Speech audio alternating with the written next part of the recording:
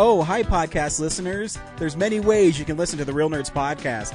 You can subscribe on iTunes. You can also subscribe on Stitcher Radio. You want to send us a Twitter message? You can do that. It's so easy, at Real Nerds. Like us on Facebook, Real Nerds Podcast. You can visit our website, realnerdspodcast.com, where there'll be a lot of articles for you to not only read, but to listen to our previous shows. Do you like your stories told through pictures? Then you can also follow us at Real Nerds on Instagram. You can also call us, 720-6nerds5. Thanks for listening and enjoy the show.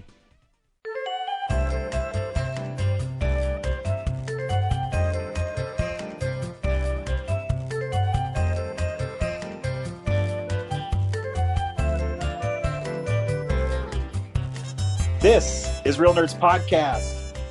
And for 10 years, the Real Nerds Podcast have been seeing a new movie and podcasting our experience of the world. This week, we saw Nomandland. Stay tuned to the end of the episode, where we will tell you if you should see the film, play the trailer, and then spoil a movie about nothing. And, but I'm joined by my normal bullpen of screwballs on Zoom. Brad. Hey. Zach. I'm going to get you back in on this paper, baby. You just watch.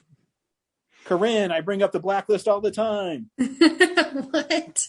You're the one who brought it up today, Ryan, not me. False. Corinne, is your last name, I bring up the blacklist all the time, Irish or British? I can't tell. I can't and tell. How it's false is because we were talking about comic books earlier, and Corinne said, you make fun of me for bringing up the blacklist, and you're talking about comic books. That's how it got brought up, not me. Yeah, but I meant on the show. The listeners don't know that. They weren't privy to our earlier conversation. But they could sense it. Again, I was going to spare you from talking about the blacklist this time around, so thanks for bringing it up. You can still spare me from it, so please don't. But now, Corinne, now you have to unload with an entire synopsis of the first season for it. In chronology, every episode detailed for him. Hey, now. Zach, shut the fuck up, okay? Is there? But Ryan, I want to be here all night. Just read our articles. They're on our website, realnerdspodcast.com. You better be prepared if I ever do a rewatch of the series. You better just be prepared. I kind of want to do a podcast now with Corinne called Corinne Explains the Blacklist to Zach. Corinne, you're not allowed to bring it up on the podcast anymore. You can write about it all you want on the website, because I don't have to read the article. I just have to share it. Is there a draft in here, or is that Corinne talking about the blacklist? Oh, yes, that's a deep fucking cut too. Love it. Get it. Anyways, we also talk about movies that are coming out on Blu-ray, movie news, and things we've been watching throughout the week. And I don't think we have anything going on around town. I think everybody's caught up on all their other stuff. But we do have the band that contributes to our film Splosion episode with the theme song has a new album coming out. Brad, can you talk about that? That's right. Bolognium is releasing a new album on March 2nd. I think it's just streaming, but it's called Full of It. And it's a bunch of new songs by them. A bit more of a somber, less, I wouldn't say it's as comical as their past albums, but it's a more mature sound. Probably a little bit of incorporates a little bit of the malaise of being trapped inside for a year. So and I've heard the whole thing. I think you're setting. Have you heard it, Brad?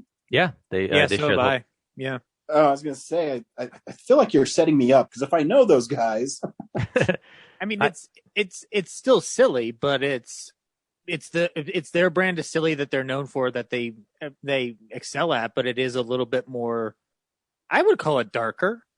I think it's just more mature. It's not just overtly silly. It's a little more introspective, a little bit somber, but yeah. There's songs in it that I was just like, man, like I would really like to try to stick this in some kind of like little dark comedy somewhere. If I ever like wrote something like that, like I could picture it in the back. Like it's a really good album. So I'm hoping people check it out. And they've already made a bunch of music videos for it that they all kind of form one single movie. Mm-hmm. So look for those two when they come out. But yeah, Definitely check it out. I think on Spotify. Nice. I believe so. Yeah. Definitely YouTube.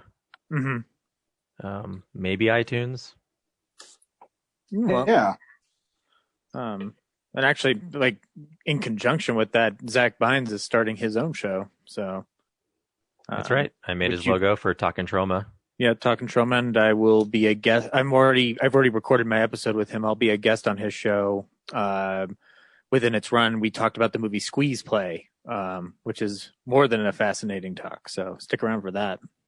But yeah, congratulations to Zach and Richard for putting out some content amidst the insanity of the world. Cool. Yeah. So good luck to those guys. Yeah. Always cool to have them put out new stuff, and they've always been really great with us. Mm-hmm. I'll never forget meeting them for the first time when they snuck into Denver Comic-Con when they didn't have passes. And they chose our podcast to advertise on. They did. It was a smart choice. I gotta say, I've been re-listening to a lot of the recent Filmsplosion episodes, and it's been really fun to hear the theme song. I'm so glad we actually have a theme song for Filmsplosion episodes. I know they knocked it out of the park. It's great. And it's hella catchy. I there's a part of me that will always miss the little highlight reels Brad would put together, but I love that theme song too much to replace it. So I mean, Yeah. there's always a possibility that I guess this would have to be Brad's call to do like the theme song at the beginning and then do like the little clip thing at the end, or vice versa. But Well, if I you don't guys know. get me your list sooner, maybe I'll have more time to edit some montages. yeah. I mean, you could be really cool like me. I've already sent him your 1981 list, right, Brad? That's right, Ryan. Ryan's on top of things. He's the best. Thank you, oh, Brad. shoot, I've already sent Brad my 1991 list. Cool. That'll be Right. useful in the summer. Brad, I didn't send you any lists because I apparently don't respect you. Clearly not. It's like you're managing your own show or something. Yeah, it's almost as if though I'm 2 days behind on a 4-hour episode on The Searchers. God damn it. You're Why? a piece of shit.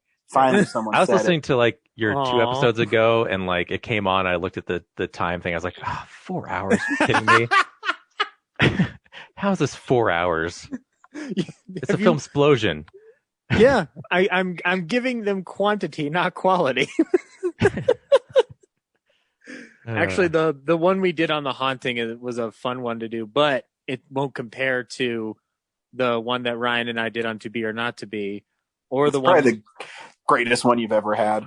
I mean, I'm not gonna lie, Ryan. I really liked having the talk with you, like in the midst of that Benny fever that I was on, because like we had like a really sincere discussion about how actors get like fudged around in Hollywood then and now. Yep.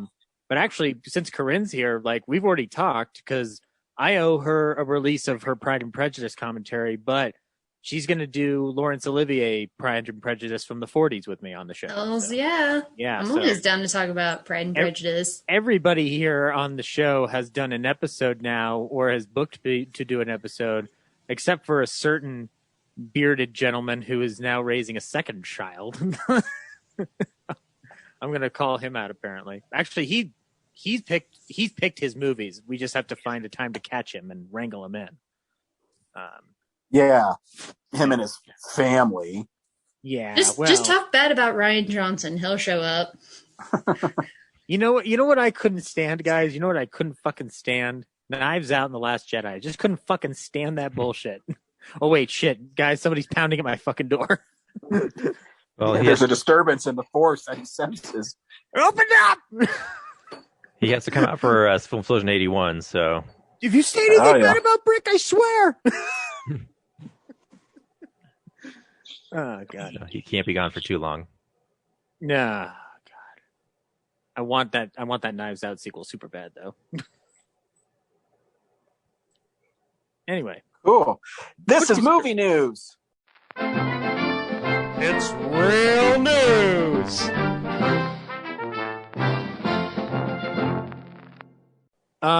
Good news for our East Coast friends, if we have any. Looks like New York City is going to be reopening movie theaters next month at limited capacity. Starting in early March, there will be restrictions. 25% limited capacity, or no more than 50 people in one auditorium. So basically what we're doing out here, masks, assigned seating, social distancing, staff to control occupancy, traffic and seating to ensure compliance, said Governor Cuomo. They need the enhanced air filtration, ventilation, and purification standards that the DOH has specified. So yeah, y'all on the East Coast can go back to your movie theaters. So Henry, get ready to go back to the theater.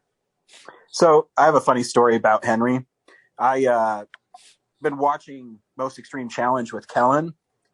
And for those who don't know what Most Extreme Challenge is, it's this comedy show where these dudes dubbed over a Japanese game show. And one of the contestants this morning was named Henry Jarvis. Nice. Yeah. How did he do? He was eliminated. Quickly, or? I can't remember. I think he was one of the dudes. Remember the one where they run across the pond? Uh-huh. Yeah, he was one of the dudes who like wiped out on that. Find that clip and put Henry's head on it. And so I was watching, and I was telling Laura they can't make the show anymore because it's like so politically incorrect. They had this one where her lady name was Laqueef. Like, oh my god, how did they get this past everybody? Anyways, yep. You were saying, Zach? No, I was gonna say I don't remember I remember the show, but I don't remember where it aired, like what channel it aired on. Spike TV. Right? Yeah. Spike TV. Okay, all right, that makes sense. That's how they got away with it, Ryan. It was Spike TV. Like, right? Weren't they the ones that put out Stripperella? That makes the most sense. Sure. I don't remember. I did used to watch it all the time because it was a network for men. Sure, let's go with that. That's what its tag was, right? I Brad? know. Yeah. I know. Thank you. That's I'm not making true. shit up. Are they still like around, or did they get like G Ford? No, it's like it's some different channel now. Wow. I forget. But not even. Yeah, I can't remember. Anyways. Is there more news? Yeah. Sorry. We got some trailers. We got a Cruella trailer, which, yeah, sure. Brad, you're more the Emma Stone expert. What do you think of this? Oh, Cruella. Yeah, Cruella. Sorry if it's made. I was like, Corella, like the people who make those plates? Like, no, Umbrella, the story of Me in the Rain. No, Cruella DeVille. No, I actually immediately downloaded it and then put it side by side with the Joker trailer because they were so similar. And yeah, they lined up a bit. I never finished exporting it, but yeah, it's whoever's editing those trailers definitely has a formula. That made sense when you texted that like I like skinning dogs and making into a coat, and I'm tired of pretending I'm not. Yeah, that was a YouTube comment I read. I was like, that's really? perfect. Yeah, that's that's the vibe from the trailer. I'm sure she'll be great in it. Yeah, it should be fun. But it is weird that it is, how Disney is embracing. I guess they embraced the villain with Maleficent, but it's so much like the Joker movie in the trailer. So somebody on YouTube beat you to it, Brad. Yeah, I know. I said I took that quote from YouTube. I know, but I mean, like, somebody actually uploaded the two trailers side by side. Oh shit! I gotta check that out then. Because I did the first Joker trailer. I think it's just shorter than the Cruella one, so I never got around to getting the longer one. But yeah, I bet they line up pretty well. What other Disney villains could they do a spin-off movie of? Like, what else is there really? What's his name from the Rescuers Down Under? Yeah. I keep saying George C. Scott in my head. McLeach. McLeach, yeah. who's voiced by George C. Scott. Yep. Radigan. They haven't done the witch from Snow White. No. The They haven't done Mr. Any of Wink. like the Dark Age movies, they haven't really touched those. The They should Bear do- from Fox and the Hound. Yeah, modern ones. You could do Jafar. You could do Well, they already did Aladdin, so Ursula. I think they are doing an Ursula. They Well, should they're do. doing a new Little Mermaid. Well, I mean, they're not doing the villain side of it. I mean, they've done Sleeping Beauty, but they made Maleficent, so. Mm-hmm. Well, I'll try a deep cut here. Mr. Winky from Ichabod and Mr. Toad. And it's his perspective on why he scammed Mr. Toad. Ursula would actually kind of make sense because, you could totally see it from her side where, like, you did sign that contract. And Yeah, it's I just like, followed through on my end. You're just like, look, like, I didn't sign the paper, you did. Sorry, tough luck, princess. Okay, we all know that the best Disney villain property out there is Willy the Disney's, Giant. No, Disney's House of Villains. Oh, from the House of Mouse cartoon Yes. show. Yeah, that's right. Yes. I forgot. Do you remember the song, Corinne? It's our house now. Exactly. That's your villain fix right there. Oh, that happened. Yep. Hey, Ryan, who would be the villain of Pinocchio? Oh, Stromboli. Okay. What about that whale? You mean a whale of a whale? Monstro? Whale of a whale. He's just being a whale doing whale stuff. Yeah, I mean, that's a good question because, Pinocchio is more of like, yes. I mean, it could be Honest John. Honest John? Oh my God. I would love an Honest John movie where where he's scheming his way through frickin' vaudeville. Isn't Pinocchio his own villain for lying? Yeah, he is too. Yeah, thus making it the deepest of all the films. Which actually, Pinocchio is the greatest Disney animated film. You're right. Who's the villain in Dumbo? Because I know we already did Dumbo, but I want a different Dumbo movie, not the one we got. It's the circus people.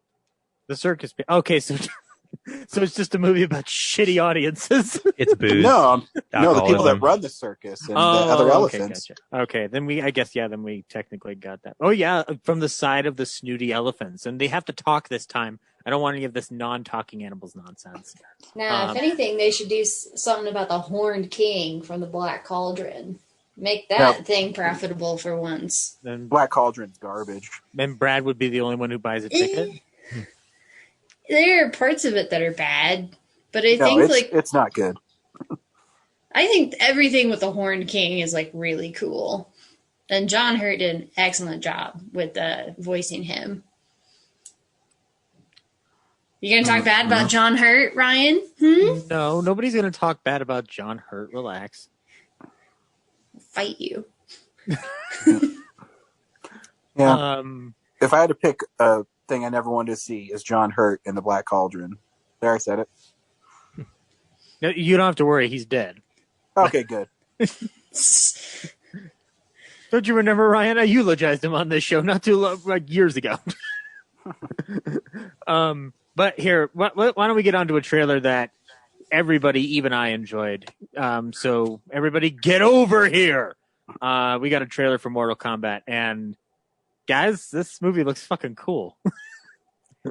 I think it looks badass, but I'm really biased. So yeah, I mean, like, I was more curious what you guys think, you being the experts and all.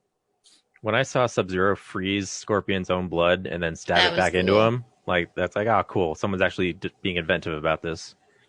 Or just how Jax gets his metal arms. That's pretty awesome too. In game continuity, he gets his arms ripped off by Ermac. But I read an interview with the director, and I guess Sub-Zero is one of the main villains in the film, which makes sense because in game lore, Scorpia ends up killing him, which sets the tables for Noob Saibot. Who's Cole? Is that a new thing for the movie? Yeah, that's a new thing for the movie. I don't know why they just don't use Johnny Cage, but I'm hoping that there's a reason behind it. Yeah. I'm not gonna lie. I saw the trailer and I was like, I felt like I just watched this movie because it felt a lot like Scorpion's Revenge. Yeah, the director said the first 15 minutes of it is how Scorpion becomes Scorpion. So Oh, great.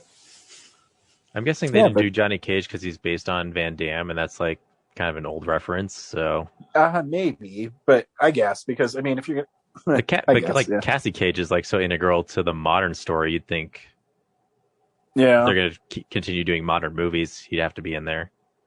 yeah, we'll see. But they did have a quick shot of Goro, which was cool. And I'm guessing Kano is going to betray the team and like get his face blown off. Well, I think in this one he just has the laser eye.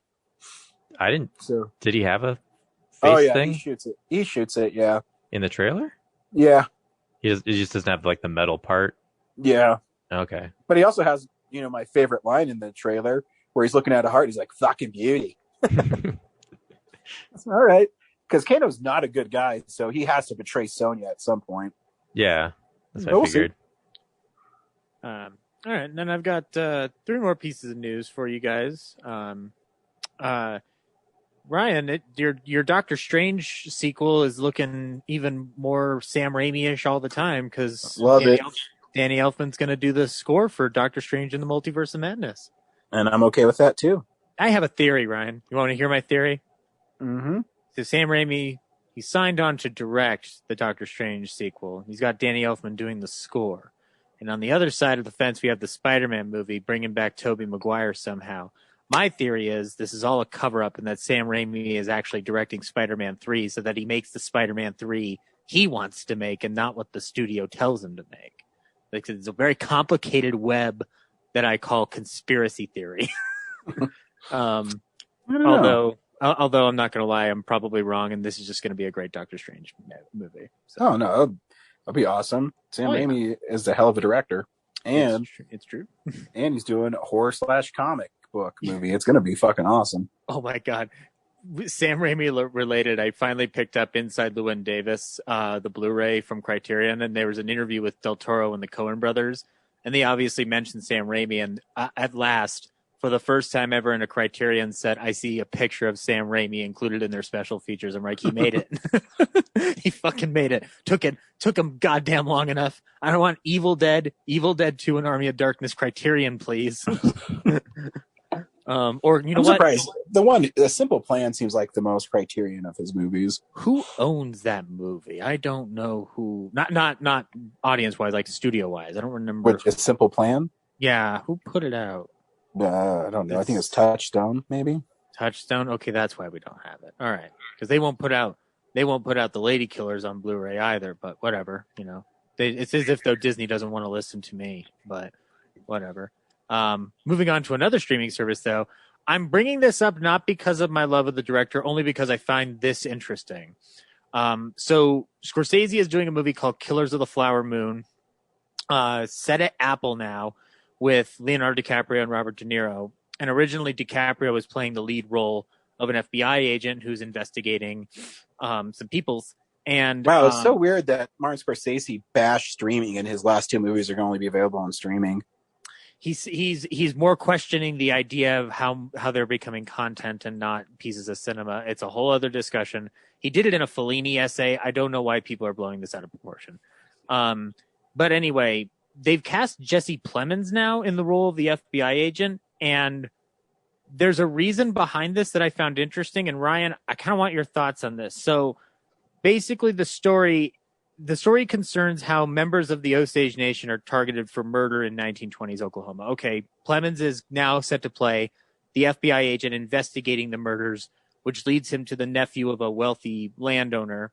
DiCaprio is now playing the nephew of this landowner, and thus the more villainous role. Originally, when this movie was at Paramount, part of the condition apparently for DiCaprio being cast in the movie was that he would be playing the more heroic FBI role. And the more they got into production, the more they realized that Leo should be playing the more villainous character. And once they went to Apple, they were finally able to do it. So, that's interesting that Paramount is kind of stipulating, if you're going to give us Leonardo DiCaprio, we need to have him play a more traditional heroic lead. I don't know what the heck that means. Are we going back to the studio era, literally, where it's just like, no, Bogey can only play a good guy now because now we've had him in something like Casablanca. So now he can only play a good guy role. Well, I don't know if I could believe that because I'm pretty sure Leonardo DiCaprio can do whatever he wants. And didn't he play a villain in Django Unchained? He did, but like if I had to take a guess, this is Paramount going like, look, we're not going to give. This makes sense on Paramount's end. To be fair, Martin Scorsese, we can't give you $200 million to make a movie we can't guarantee will make back its $200 million. Like this movie, like there's no guarantee that much money being put into this movie is going to guarantee the box office back. So if you're going to do it, put Leonardo DiCaprio in a traditional good guy role. Like financially, I guess that makes sense, but it just felt weird because I'm just like, I didn't realize that this is what bigger studios are having to do now. And that's why streaming is like the preferred option for these guys now, is because like they're not interfering. Like Apple's clearly not interfering with anything as far as I can tell, because they're putting up the financial back end on it now. So I just found that fascinating to be like, is it really like, and also like, to be fair, like Rick Dalton's not a good guy either. Like he's an alcoholic wash up. Like, yeah. He's the hero at the end of the movie, but like you spend 2.5 hours with Rick Dalton being an asshole. Like, so yeah, I just found that fascinating. But yeah, look for Killers of the Flower Moon. And yeah, if you want to read Scorsese's article and debate it online, that's fine. I'm tired of having that headache conversation. Can I move on to the final and best piece of news of the week, guys? Yes, please. Yes. So this is for Henry Jarvis aficionados. If we're good and we're right, then the world will be right when we get Paddington 3, because it's an officially in active development. Studio Canal is working very hard on Paddington 3. Now, here comes the part of the show where we speculate on the plot. My proposal still remains that we need to make this the Dark Knight Rises of the Paddington trilogy, because it needs to escalate. Something needs to come back from Paddington's past to completely haunt him. And then he has to rise to the occasion and sacrifice himself for all of London. I don't know, to stop Brexit or something. I don't know. But, yeah, I don't care as long as they get everybody in the cast back, including Peter Capaldi, because I want Peter Capaldi. Oh yeah, everybody. Yeah. Yep. Who's the villain? That's the speculation now, because they've already done Nicole Kidman. They've already done Hugh Grant. I think Hugh Grant should come back as like a Hannibal Lecter to consult. Hugh Laurie? Hugh Laurie. Oh, that's too obvious. Just keep all the Hughes together. You know who it should be? Ian McKellen. Make him like a... just let him retire. He's getting old. Did you see his whole thing in Cats? Just let the man go. Just let him go. From all I've heard, he's apparently the best musical number in Cats. So I don't want... I don't know. Patrick Stewart? I will contemplate this. I will get back to you, because I know a bunch of British people. Ooh, Idris Elba. Get Idris Elba on that. Idris Elba as the villain in Paddington. I kind of want to see that fight between them now. Paddington goes up against Black Superman.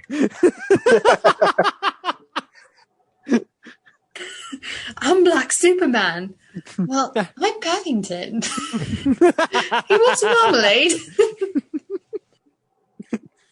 Wait, if he's from South America, why does he have a British accent? It doesn't matter. I think the British colonized South America. Yes, Corinne, the reasoning is because the white devil. No, actually, not Benedict Cumberbatch, Martin Freeman, because it's the casting you'd least expect to be the villain. Oh, that'd be amazing. Yeah, I'm saying Martin Freeman for the villain in Paddington 3. If anybody disagrees with me, unless it's Henry's allowed to disagree with me because he's the Paddington scholar, as noted by several different occurrences on the Real Nerds podcast.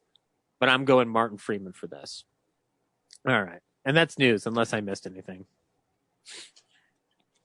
These are Blu-rays coming out next week. DVD releases and Blu-rays. Or this week. Or it might be a week behind because Brad hasn't released them episodes on time. I mean, I feel attacked. Brad, do you need me to come over there and, tell you it's going to be okay? No, stay away from me. Good. That's your gift to me.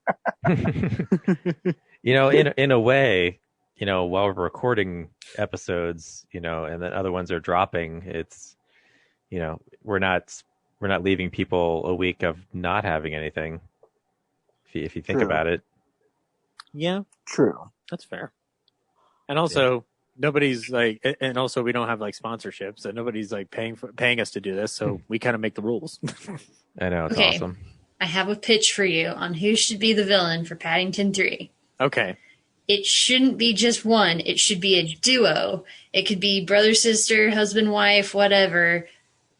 Kenneth Branagh, Emma Thompson. That's my pitch. Ooh.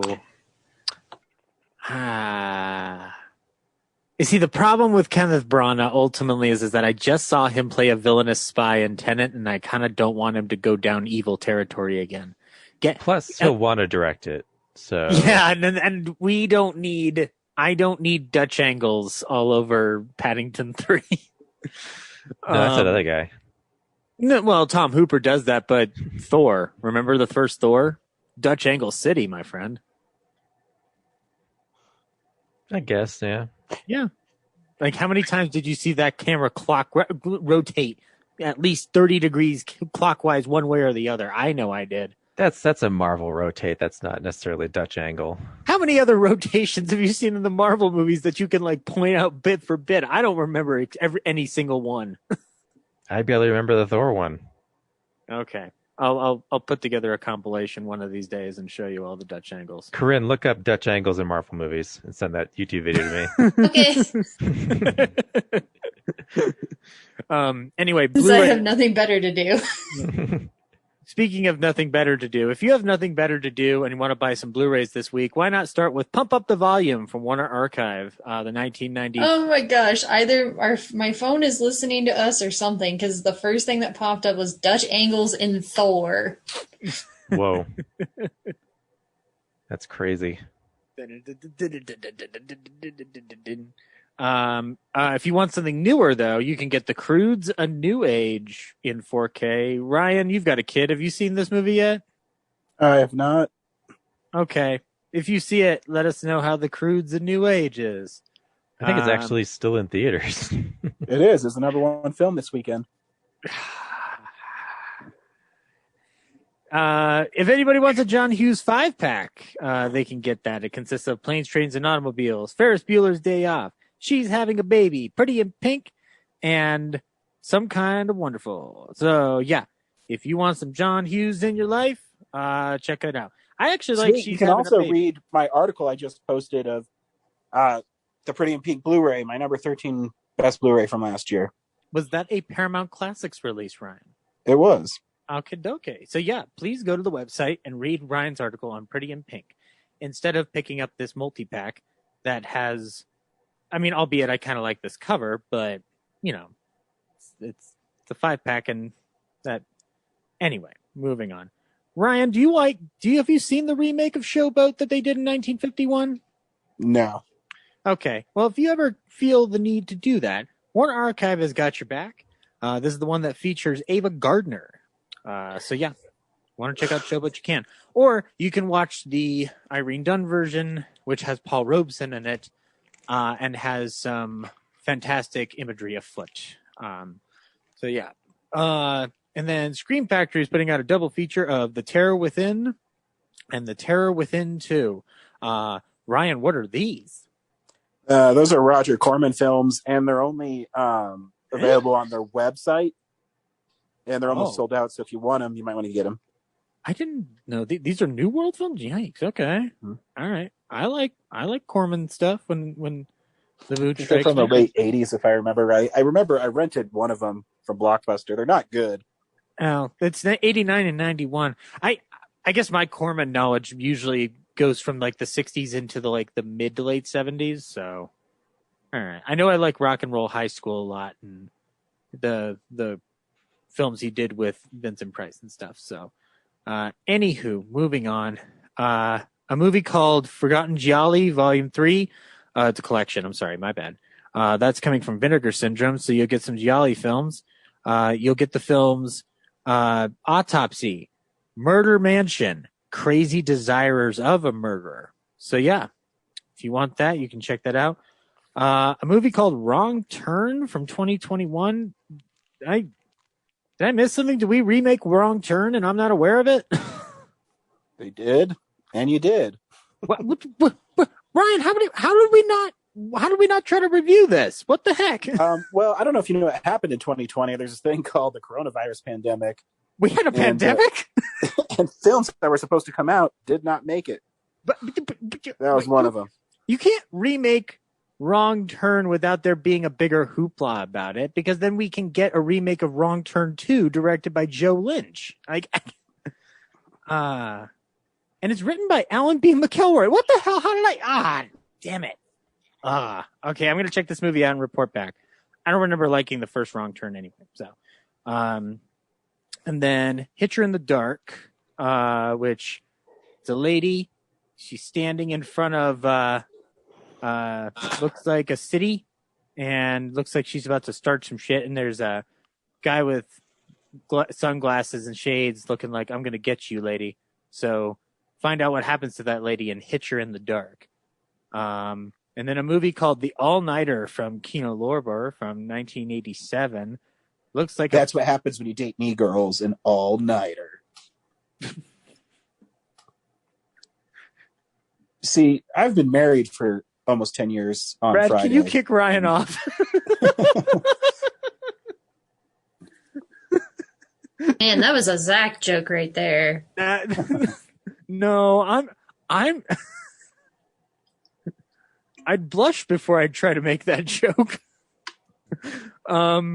Anyway, Man Push Cart from 2005. This is a movie I've seen. It's by Ramin Barani. And if you would like to check it out, it's a nice little art house film. Not too dissimilar from the film we watched today, except with a much lower budget. And also from Ramin Barani, an even better film, Chop Shop from 2007. So yeah, you can check those out if you'd like. On Moonlight Bay, coming from Warner Archive with Doris Day and Gordon McRae. So yeah, get some Doris Day in your life, guys. You can also get My like the time Chorus. you became a singing quartet.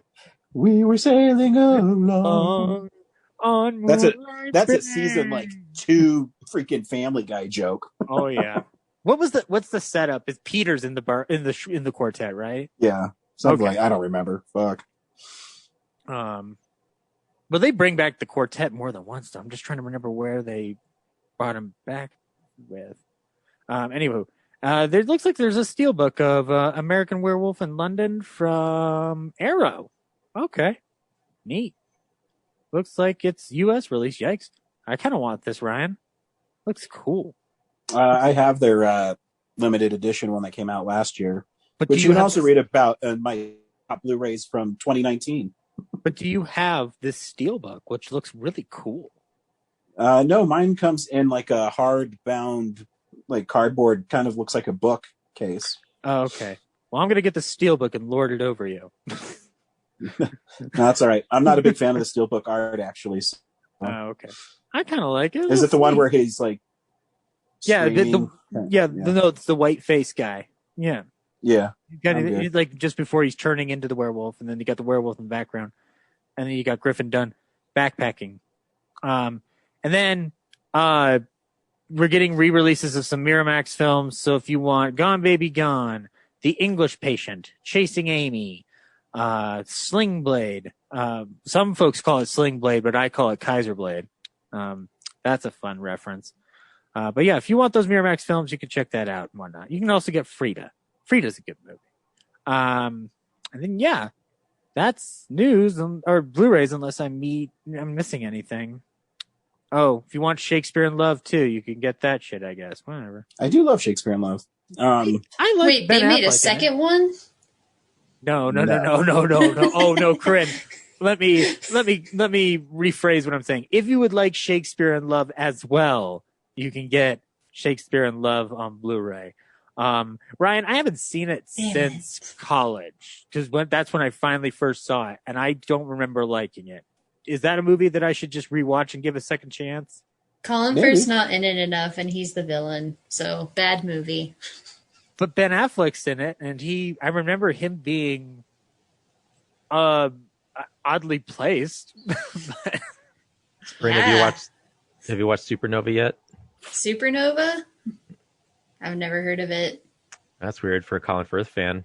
I haven't seen everything he's in. I'm sorry. I mean, you see his dong, and that's why it's called Supernova. Surprised you haven't seen it. Ryan, are you okay? Ryan's on fire. Oh, Anyways, we watch films throughout the week in a segment I call What We've Been Watching. So, yeah, this is the stuff we've been watching. Corinne, what'd you watch this week? Let me guess, anime and some English fucking show. Anime, yes. English thing, no. Nope, no English thing. So I'll just get the highlights out of the way since I haven't been on in a while. My latest anime binge has been it's 2 series, but it's like the same thing. It's called Fruits Basket. There's a 2001 version and then there's a 2019 version that adapts the same manga. The first one is only a season long, but the second one is going to be 3 seasons, and the 3rd season's coming out here in a couple of months, or at least it's going to start airing in a couple of months. So really excited. Both versions are really well done, although the latest version is much better in terms of animation, and they actually brought back a lot of the voice cast from the first version. So the plot is that this girl who's in high school, she's kind of homeless through some weird circumstance, and one of her classmates takes her in with his older cousin, and she finds out some secrets about their family, and there's like some magic and like brouhaha and family drama, and she wants to break this curse that's hurting a lot of the family members. And let me just say, everyone in this show needs some serious therapy, and it's like I feel so bad for them, and I love them all a lot, but it's like you all need therapy. You got like some suicidal thoughts, you got like psychological breakdowns, anxiety, psychological torture, gaslighting. It's all there, and the villain Akito is a terrible person, and I just want to throw them down a garbage disposal. So, the usual anime bullshit. But it's a beautifully animated show, and I highly recommend everybody go check it out. It's on Hulu, Fruits Basket. That's why I hate Hulu's, because I don't have the version without all the ads, so I have to sit through commercial breaks constantly, and it's terrible. But the show's worth it. So there's that. Hanyu no Yashahime, we are getting a lot of good stuff now.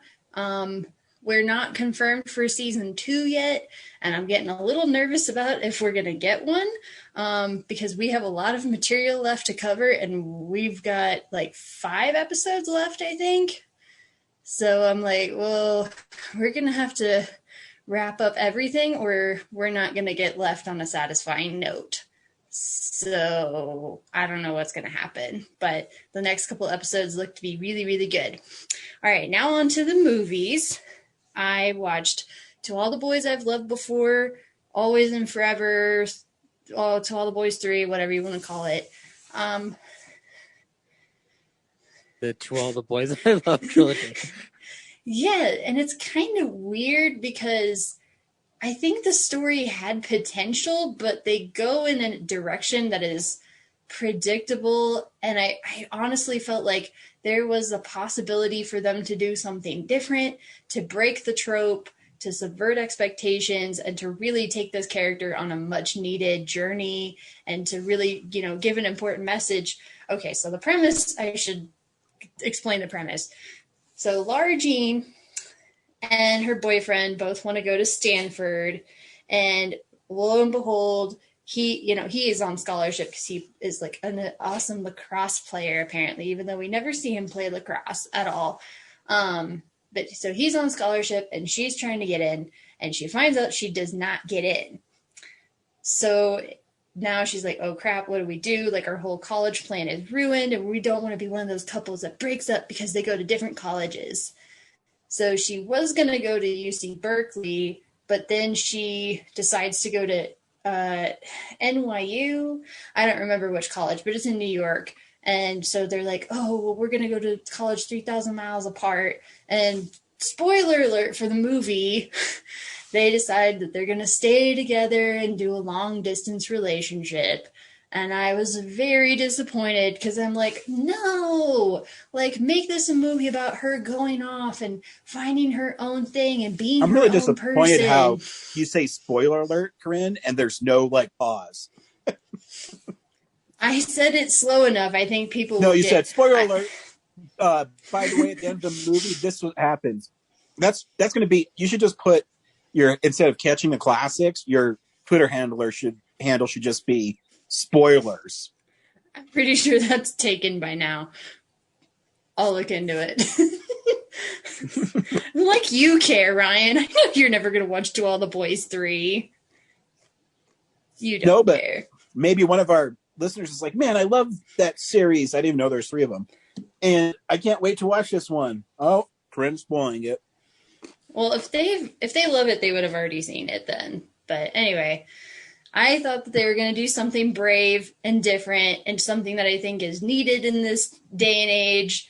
But nope, they do the tropey thing and they try to bring the whole like love letter thing back into it, which that was another thing about the movie that I forgot, like how this all started with like them, like she writes a love letter and it gets sent through a third party and like they start fake dating and everything.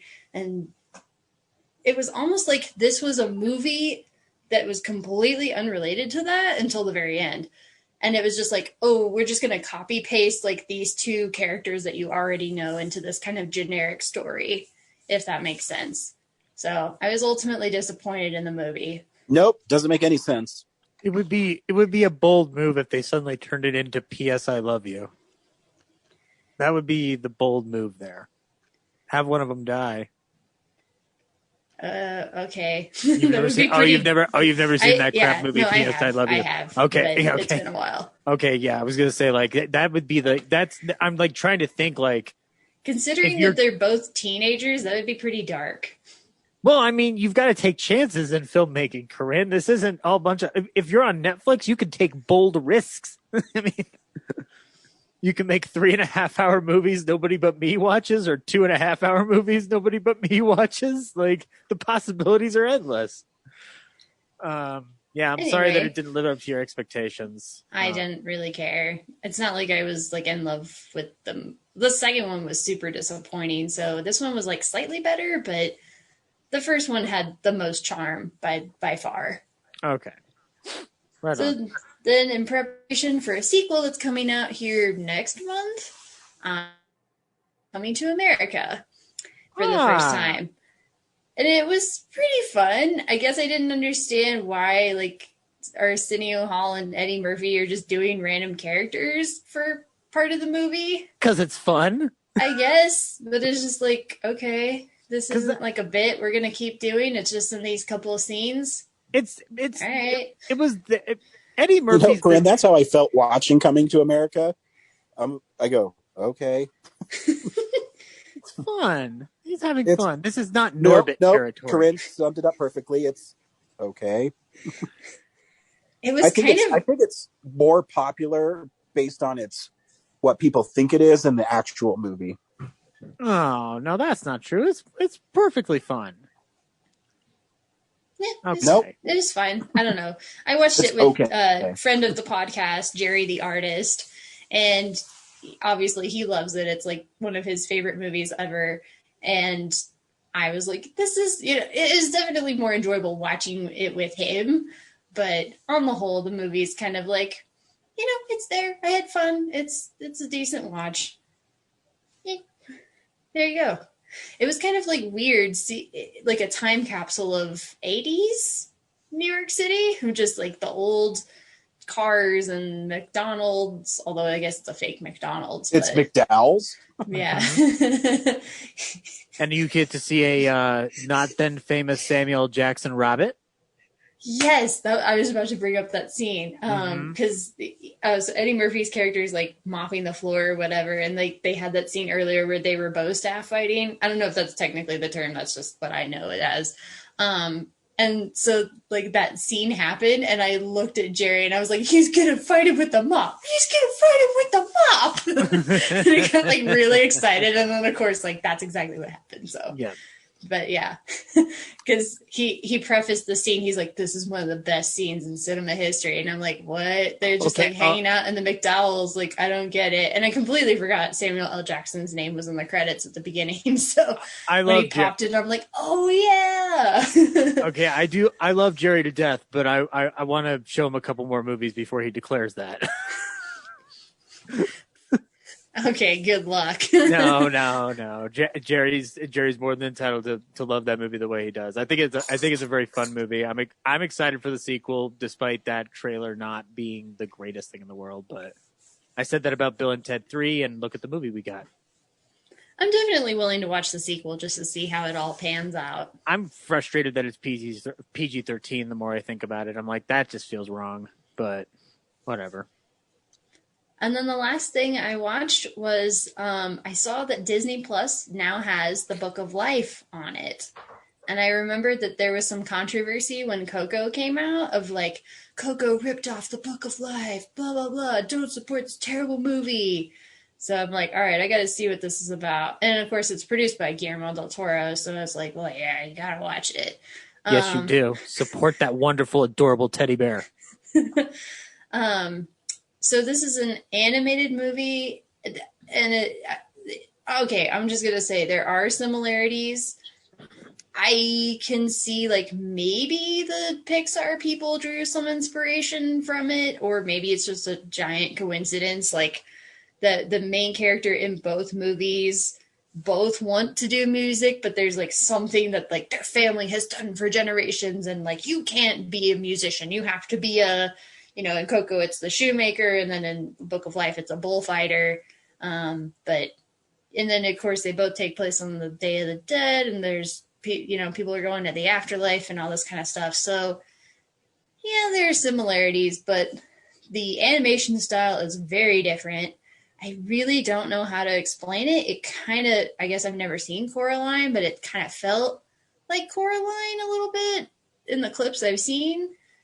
It's at least more in that direction than it is like traditional Pixar or Disney animation. Given that it's Del Toro, it's going to go for something different, less. I'm not going to use the word refined because that sounds disingenuous, but like it's going to have more of a lived-in feel to it. Whereas, you know, Coco, I love Coco to death. It does feel very slick. Mm-hmm. Yeah. The character designs are beautiful and they're intricate. And so there's like two deities or something who are in, it's La Muerte and Xibalba, and they both have such intricate character designs or costumes, I guess, if you want to call it that.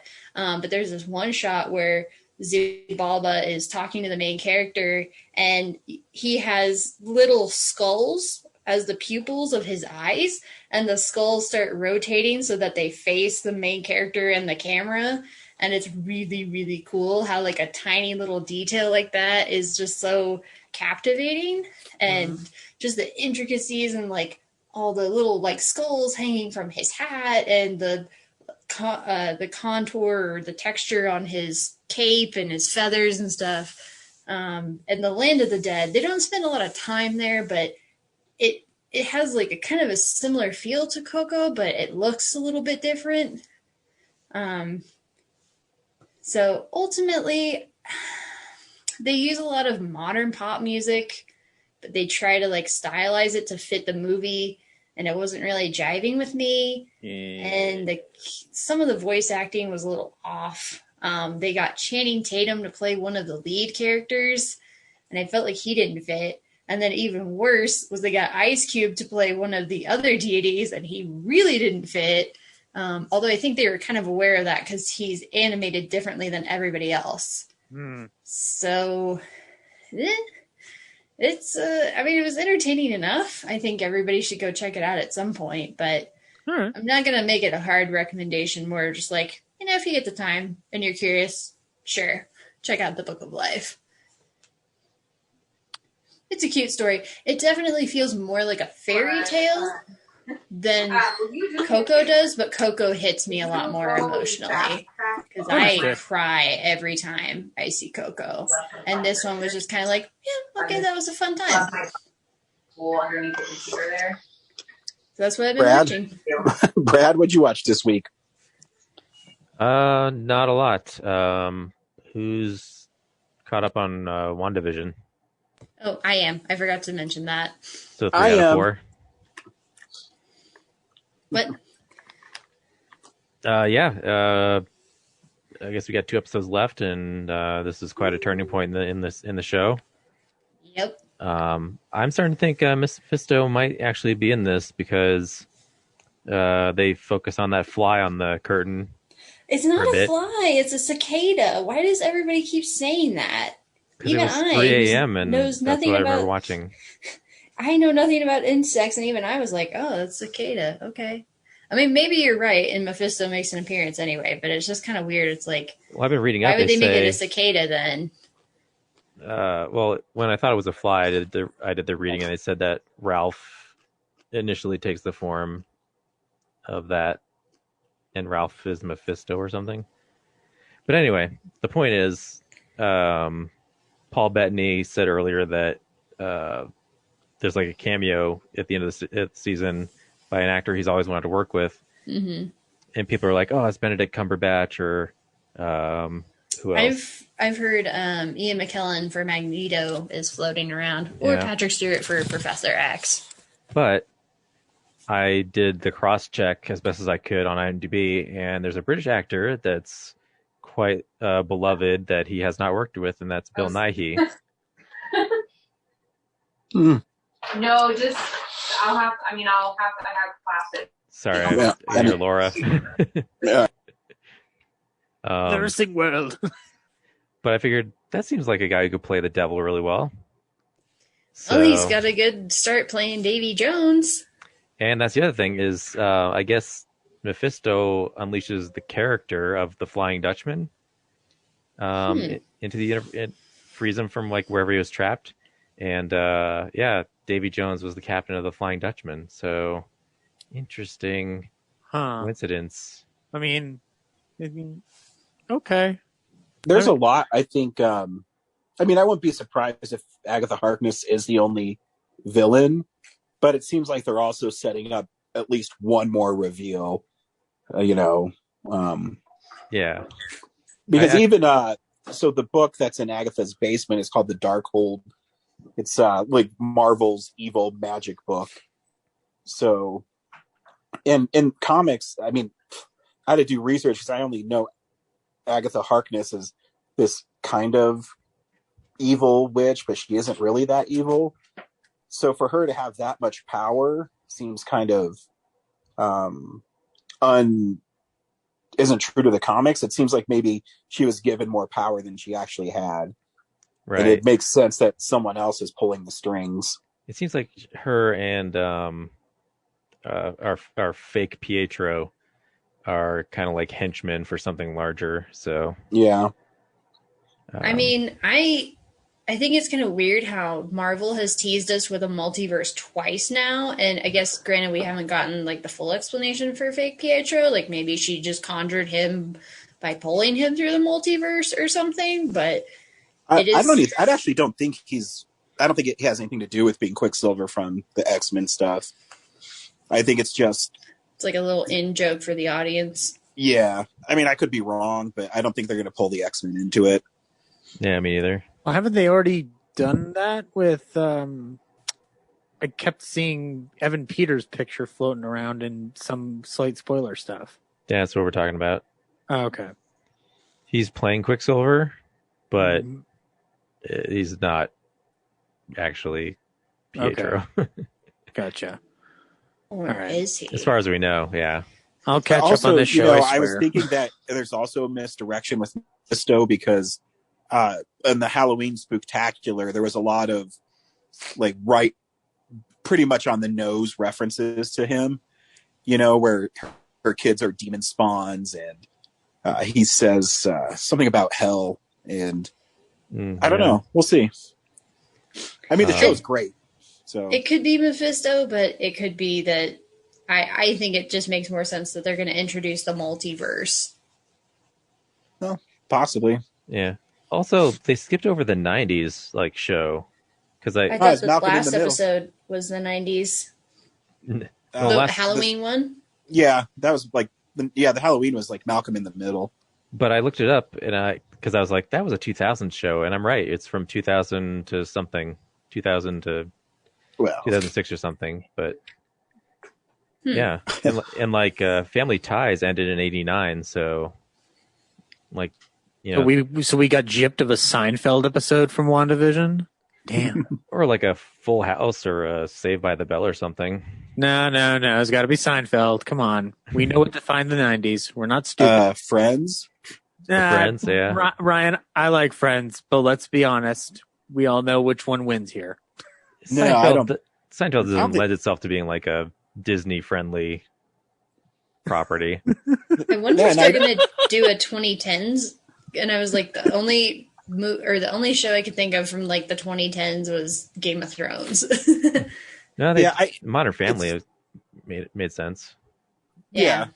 I mean, I think the next two episodes, I don't think they're going to be the sitcom-y things anymore. Yeah, for sure. It seems It'll be like that fourth one was. Yeah, I think it's get a little more Marvel universe. I mean, I guess it still could be, but I'm trying to think of... This one was. It was kind of half and half. Does Falcon and the Winter Soldier come out in 2 weeks? Yeah. So I'm guessing however this ends, it dovetails into that. Yeah, freaking March 18th is the Snyder Cut, and March 19th is Falcon and Winter Soldier. Which, by the way, Alamo is currently finding out if they're allowed to show the Snyder Cut, so might have some screening info for you later. I don't want to sit in a theater for 4 hours. Fine, then you don't have to come. You can stay home. You know what? I know. I was already planning to watch it with Jerry, so there you go. You know what, Brad? That sounds like a long time, but yeah, I'm there. My man. I'm sorry I brought it up. I mean, if you had a what do they call that? Like a bathroom break guide or something. I remember that intermission. That happened. An intermission. No, I meant I remember when Endgame came out, they were like, okay, these are the scenes, no context, without giving you spoilers of these are the scenes where you can go to the bathroom and not really miss anything. Oh, like the bathroom break guide. Yeah, no. Or you can be an adult and, not go to the bathroom. Just wear an adult diaper into the theater. Okay. No, I mean, you really you can't sit for 3 hours without going to the bathroom. It's not. I thought the Snyder Cut was 4 hours. It is. That's not even that hard either. I my job, sometimes I can't use the bathroom for 10 hours, so sitting for 4 is not that hard. I heard they even worked in a pseudo intermission into the movie, so there's a lull where you can where Snyder says there's nothing major happening, it's more of a montage, so you could probably split at that point. Yeah. I can sit through it. You know what? I've sat through Lawrence of Arabia. I can sit through the Snyder Cut. I sat through one of the Ballyhoo episodes for 4 hours and I had to go to the bathroom, so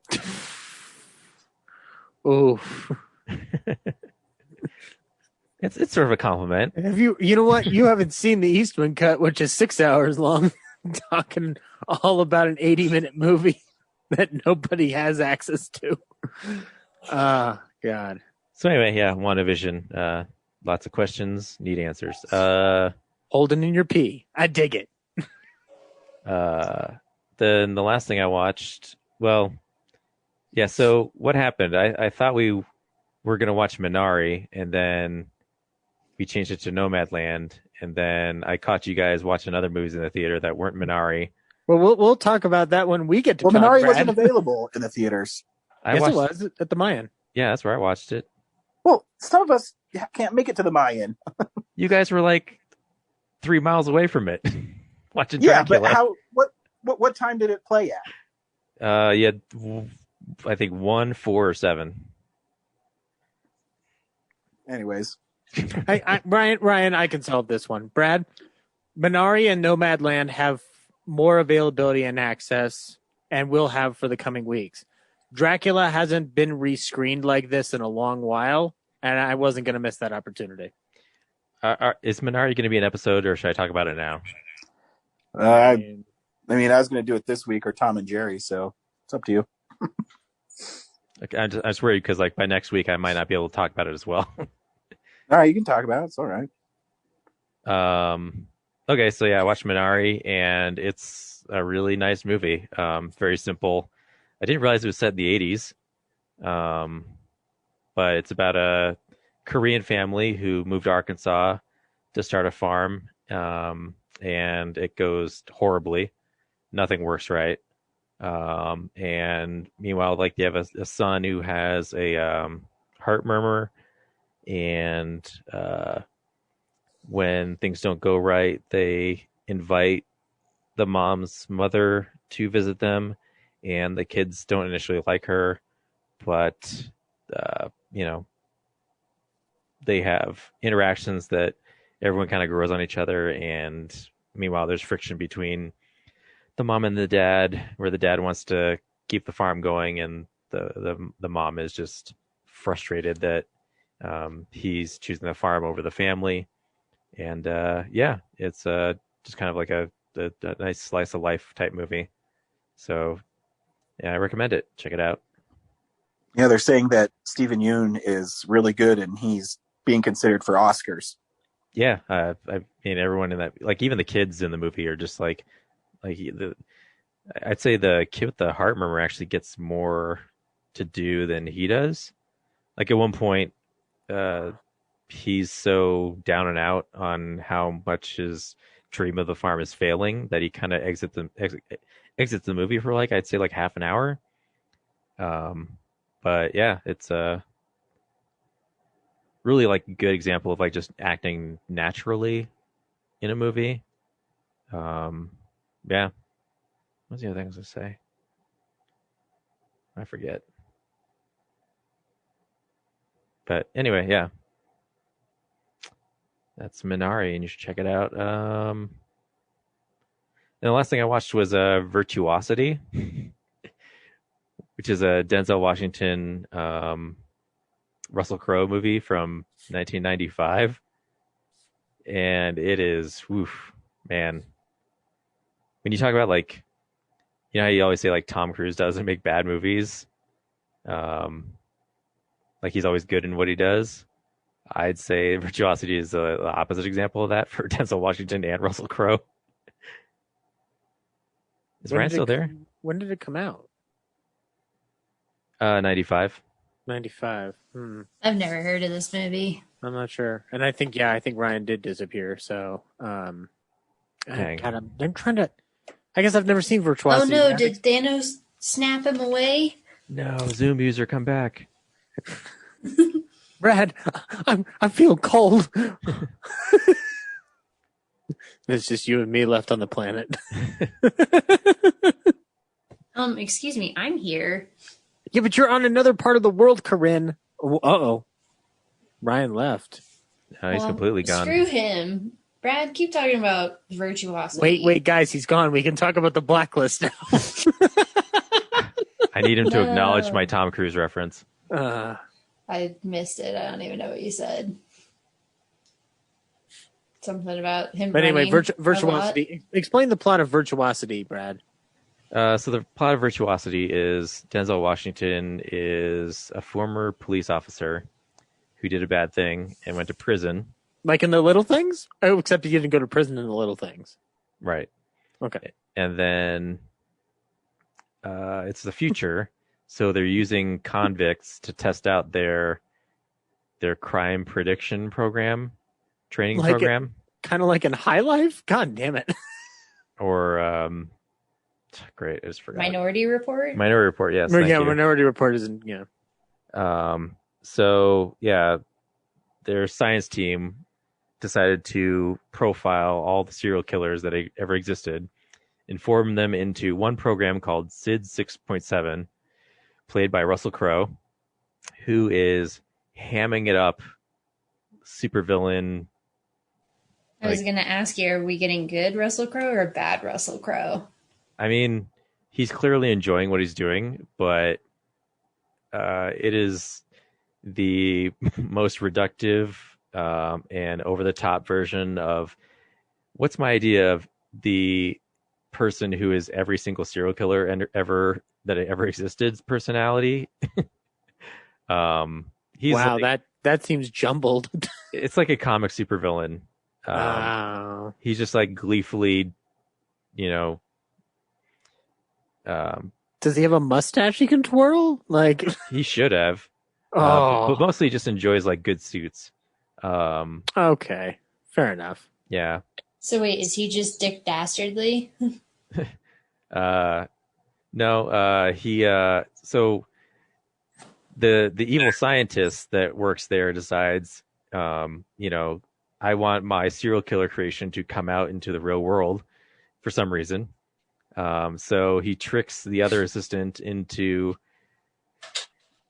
The assistant has this program of like this bikini-clad woman. I don't know why they need that for the police training program, but she's super seductive, and he's like, hey, if we combine it with this other program that synthesizes things, you could have her for real. And then he switches the programs. So the assistant thinks he's creating her when he's actually creating SID 6.7. And the funniest thing about that is the synthesis. Like, he can't be killed unless you destroy his core CPU processor. And he only needs glass to reconstruct himself.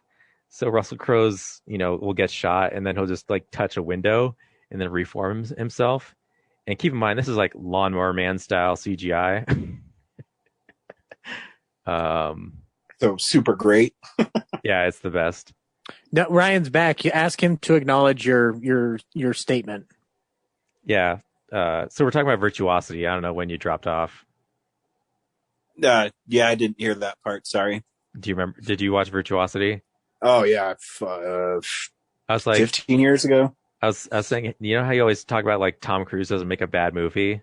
Yeah. And he's at least, even if he's in a bad movie, he's still good in it. Yeah. Russell Crowe and Denzel Washington are the opposite of that in this. Oh shit. Like, yeah, man, I don't remember the movie vaguely, because it just never stayed with me because I thought it was bad when I saw it. Yeah, like I thought it was at least mediocre, but it is like laughably like how this get made. The Room bad. Like, wow. Like I was saying, Russell Crowe is completely over the top. His idea of hundreds of serial killers is to be a mustache twirling like supervillain who is like excited and gleeful about everything. And then Denzel Washington is at least trying to be dramatic, but his dialogue is so bad that like he can't even save it. But anyway, so yeah, he has to go track down. And I forgot. Part of SID 6.6's programming is one of the serial killers is the killer who killed Denzel Washington's family. Okay. As part of like a game of his, and then you're kind of giving me PTSD about this movie as you're explaining it. Now I'm starting to remember it. And so the reason Denzel Washington is in jail is because as soon as SID 6, or I forget what the actual serial killer's name is, but the guy that is part of the program now, he set his family up in a death trap. And then once Denzel Washington triggered it himself and got his family killed, he went on a rampage and killed everyone, good or bad, in the vicinity of this guy. So now they're using him to, as well as other convicts, which one of the other convicts is the guy from Saw, the latter Saws, not the Tobin Bell. They're test fodder for the police training program, like cyber virtual reality thing. And right out of the gate, they hit you with, by the way, Denzel Washington also got his arm blown off, and he has he has a Winter Soldier arm, and then it like barely ever gets like referenced for the rest of the movie. Like at one point, he has tons of fist fights, and there's no clangs or a huge chunk of metal just broke my jaw.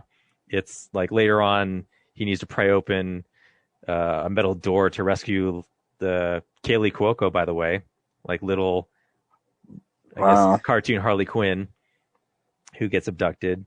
The whole time just Russell Crowe's running around trying to get on TV doing like a mass murder. And yeah. Seriously, I could not remember the movie. Even as you're describing it, I can remember fragments of it, but geez. Yeah. That is not a good movie. Like I said, oh God, and then the credits. It's like it does. By the way, it's also a little bit like the precursor to The Matrix, because like when they're walking around, there's like the duplicate people of Los Angeles are all guys in suits, so it's like the agents from The Matrix. I was like, I feel like the Wachowskis were watching this. It's 95, so they might have taken a few things from their cyber world and virtuosity. But yeah, there's like that,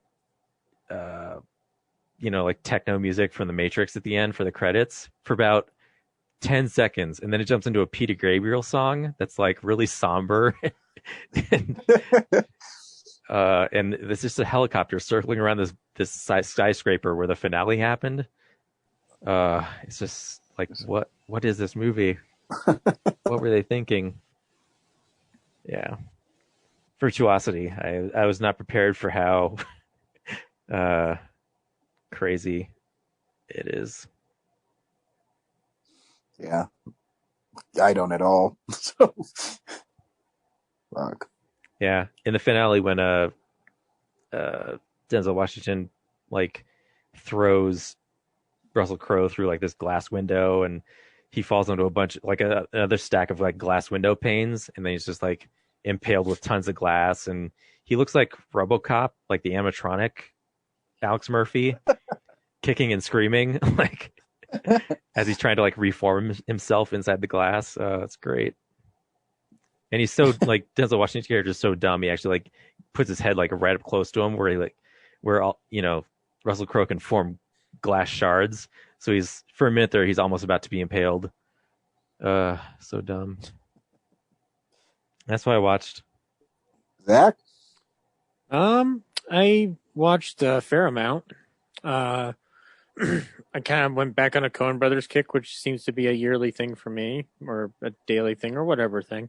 But I went back to the Hudsucker Proxy again, and I didn't notice this before, but I guess because there was no real reason for me to in the past. But since this is like the umpteenth time I've seen this movie, I was just kind of looking at the details of the production design and everything in the movie. It's like out of any Coen Brother movie, Hudsucker Proxy is the one that looks the most expensive. Just because everything is virtually like created on a set for that film, because it's Joel Silver, so he's dumping money into it. But Bruce Campbell's in the movie, as everybody knows, or everybody should know. And he in the movie, he's his character and Miss Archer's character smoke cigarettes, and I just noticed this for the first time. So they're smoking Lucky Strikes, and I can see the emblem on there. They're clearly either actual Lucky Strike cigarettes or they are, close facsimiles with the emblem on them. But regardless, like he's never taken a drag out of his cigarette, and I don't notice that often in movies. But like he'll have it in his mouth, and he'll kind of like puff a little bit, but the drag never goes in full. So props to Bruce Campbell for being smart enough to not inhale and not actually smoke, like especially a Lucky Strike cigarette unfiltered, because that shit'll like burn your goddamn throat. But as usual, he's great in that movie. I think I pointed this out last year, but I'll point it out again for anybody who didn't hear it. in that movie, there's a lot of instances where the Coen brothers are actively choosing to not feature Bruce Campbell's face, and they're like going from behind with him. Like one of the most prominent slaps that Miss Archer Archer gives to Bruce Campbell is like from behind, and so they clearly get a kick out of like, you know, like underplaying Bruce in there, but they give him that great push in shot as he's laughing about how they're screwing around with Tim Robinson. So it's with Norville Barnes. So it's just it's a fun movie. I mean, I know Ryan's seen it because it's Raimi adjacent. So it's a fun one. Have you watched it, Brad? What? The Hudsucker Proxy? No. You'd like it. I think you'd have fun with it. It's a lot of fun. Yeah, me too. It seems like it's the Paul Newman movie I rewatch the most, and that's not like intentional. It's just because he's in it, I kept going back to it more than other Paul Newman movies. Then I rewatched The Man Who Wasn't There, which I kind of wish that Billy Bob Thornton would have worked more with the Coen brothers because he's really good with them. And it also reminded me, like, man, we didn't get a lot of James Gandolfini movies because of him dying so young, but shit, man, he's wonderful in the small role that he's in. Like, that movie's pretty close to so many instances. Like, it's such a fucking beautiful movie to watch. And then I had a Channing Tatum experience by going back to Hail Caesar, which has ended up kind of, the more I rewatched that in adjacent to doing the show that I'm doing, like, more jokes are seeping in for me bit by bit. And like the idea of merging Eddie Mannix, who is an actual fixer for Hollywood, with the Louis B. Mayer aesthetic of being the production chief out there to the money men out east, is an interesting combo where basically he's performing both functions. So it's still a fun watch. And it still has the audacity to have an actual Soviet ship pop up at the end of the movie. And then I did a double feature of Night of the Hunter and True Grit, because I was supposed to do a recording of Night of the Hunter for Ballyhoo, but unfortunately it got delayed due to unfortunate emergency circumstances. But both of the movies feature the song Everlasting Arms. So I'm like, well, let's watch and compare these side by side. And really both of those movies end up being about like a lost innocence on the part of youth, whether it's in Night of the Hunter, you know, it's those children like basically going through hell and losing any form of idyllic childhood they were ever going to possess. And in True Grit, you have Maddie Ross like literally having her whole idea of justice being served, being disillusioned for her by like the cost of vengeance, i.e. her arm by the end of the movie.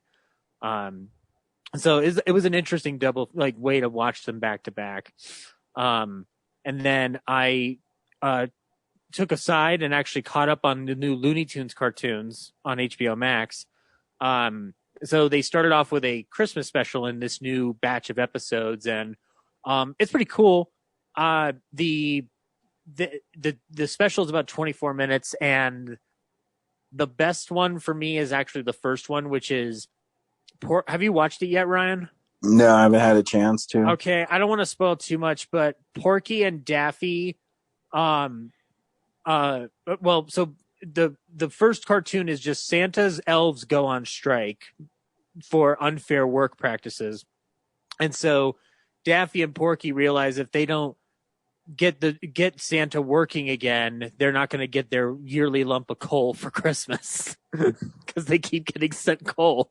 And so they go and offer their services to help Santa, but Santa reveals that kids don't want toys, they want video game consoles. So like the whole gag becomes them trying to build a video game console, and it turns into a fun little roundabout of, you know, evil robot chasing them around the factory. It's pretty fun. And then the rest of the episodes that kind of unfurl, they finally put Taz in there, or like feature him a little bit more prominently. And they do it in the form of like him singing Christmas carols. I will say though that the one thing that I'm noticing as I've been going through these new Looney Tunes cartoons, the ones that I love the cartoons themselves, but at the end of these particular segments, I'm never a fan of their final joke, is the Sylvester and Tweety ones. For whatever reasons, those ones aren't hitting with me the best. Like the majority of it works, and then they'll do their final like joke at the end. Like Looney Tunes will usually like end on a pun or like kind of like a humorous note there. And for whatever reason, the Sylvester and Tweety ones aren't hitting the same way for me. But there is one that is pretty freaking brilliant, where the Tweety and Granny are going to move to Florida, and before they can move, Sylvester swipes in and finally eats Tweety Bird, and Tweety ends up in Sylvester's stomach, and Tweety thinks that Sylvester's stomach is Florida. And so Tweety starts basically furnishing Sylvester's stomach, thus causing him a lot of pain. And at one point, Tweety throws a house party inside of Sylvester's stomach. And it's kind of incredible how much they get away with. So I guess as the first 10 indicated, this show is clearly for everybody. It's not gearing specifically towards children. So I appreciate that they're continuing that motif of like, look, we don't give a fuck. These are Looney Tunes the way they would have been made in the 30s, 40s, and 50s.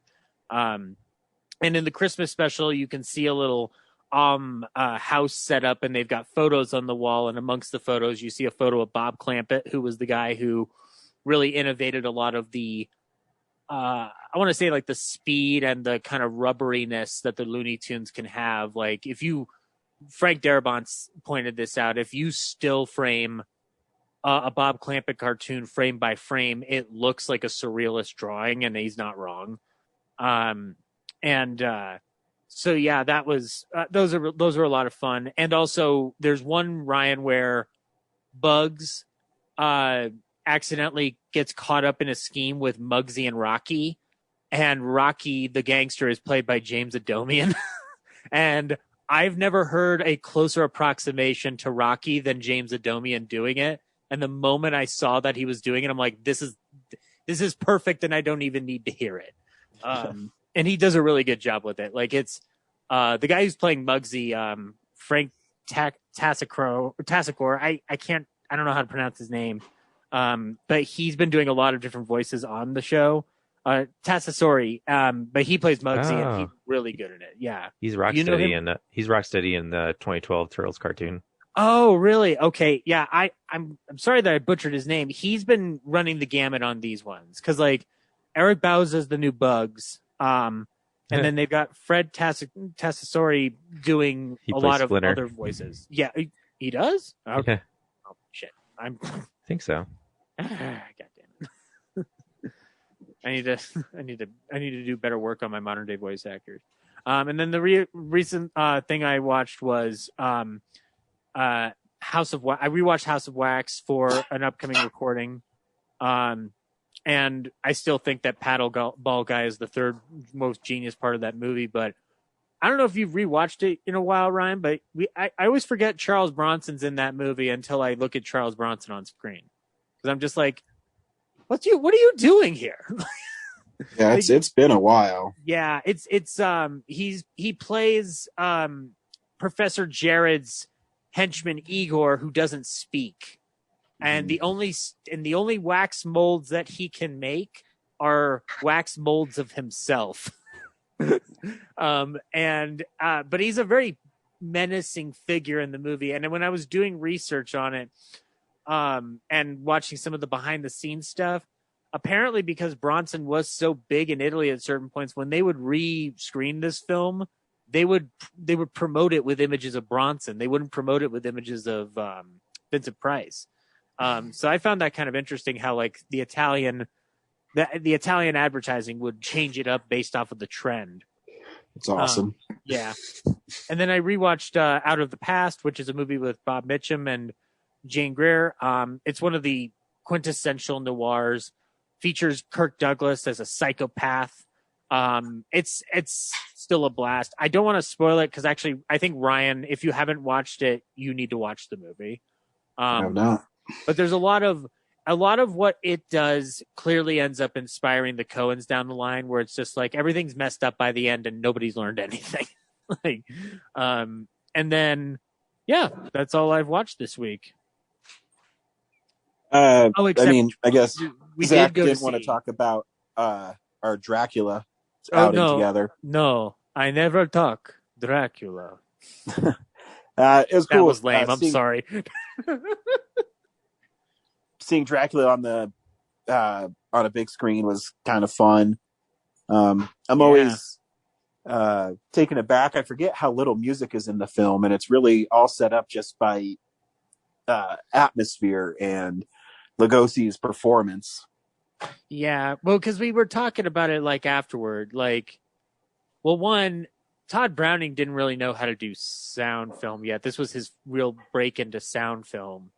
But also, I don't think anybody had any expectation that they were establishing a whole new genre for success. That's why Frankenstein has an actual score, is because now they can treat it with austerity. But Swan Lake is a good creepy theme to cue it in. Oh yeah, no, I agree. And then as we were leaving, we got Mondo pins of different Universal monsters, and this English girl asked us if we wanted the swamp monster, and she did not want the Mummy or Frankenstein, which I had Mummy, Zach had Frankenstein, but she was there by herself, and I told Zach he missed his opportunity to ask out some British broad. Mm-hmm. And do you remember do you remember what I said, even though I'm glad I didn't say it out loud? I don't. Okay. I told you, I'm like, you're right, Ryan, and I probably should have, but I'm really glad that I didn't say anything further, because if I had, I would have gone his name is the creature from the Black Lagoon. Get it right. Flip up the Alamo table and walk away. I know I should have asked my server for, I really wanted the Invisible Man, but Were they taking requests? I got there a little late. Were they taking requests? No, I mean, my pen was already on there, and I wasn't going to be that guy. No, I mean, it's not the worst thing in the world. It just feels weird that we went to a screening of Dracula and both of us got Karloff imagery. I'm sure Bela Lugosi was pissed off in his grave all over again. Yeah, no, the only time I got really pissed, I don't know if Brad, remember when I got pissed when I didn't get my Amazing Spider-Man Legends figure for the midnight screening of Amazing Spider-Man? Yeah, he threw a little tantrum. I did. I said, it's not fair. And then afterwards, they felt bad, and they waited for me at the end of the movie and gave me it. Because things like this should not happen to a manager of a Qdoba. That's right. This is fucking bullshit. I am the biggest Spider-Man fan in this fucking theater. It was weird because you'll never get queso again. Yeah, if you bought the ticket, you were given this action figure, but they didn't give it to the IMAX people. They only gave it if you had the normal screening, which I thought was really weird. Yeah. But I got it because they said, you know what? He is a good customer and he loves Spider-Man. And that's Ryan of the Real Nerds, and we can't afford to have them bad-mouthing our theater on their podcast. And that's exactly how it went down. And he caved. And then we let his family go. All right, Timmy, go say hi to your dad again. I had two things on the Dracula experience. Number one, that gal who was asking for the pin, she was specifically, she was was hoping for the Bride of Frankenstein. And I was like, she must be in love with the imagery. It has to be that similar thing where people like the look of Harley Quinn, where they just love the imagery. I don't know. I couldn't tell. It's a brilliant movie. So, I mean, if she's there watching Dracula, I'm guessing she likes the movie. Right. Which we've said this about Dracula before in the past, and I still love that movie unabashedly. I'll never not love it. It did scare me at the proper age at eight or nine, but Lugosi and Dwight Fry are brilliant in that movie, and then you have to and so is Edward Van Sloan, but then you have to suffer through the drawing room drama of the Yep. this Hamilton Dean drawing room nonsense before we get back to any vampire action. So it does. There is that slog in the middle of the movie that thankfully is more broken up with some interesting moments than I remember, because it's like there are like interesting moments with Mina doing the seduction scene when after like clearly she's trying to bite into Jonathan. But if you watch the Spanish version, it's done 10 times better because it just feels more pre-code, like forbidden.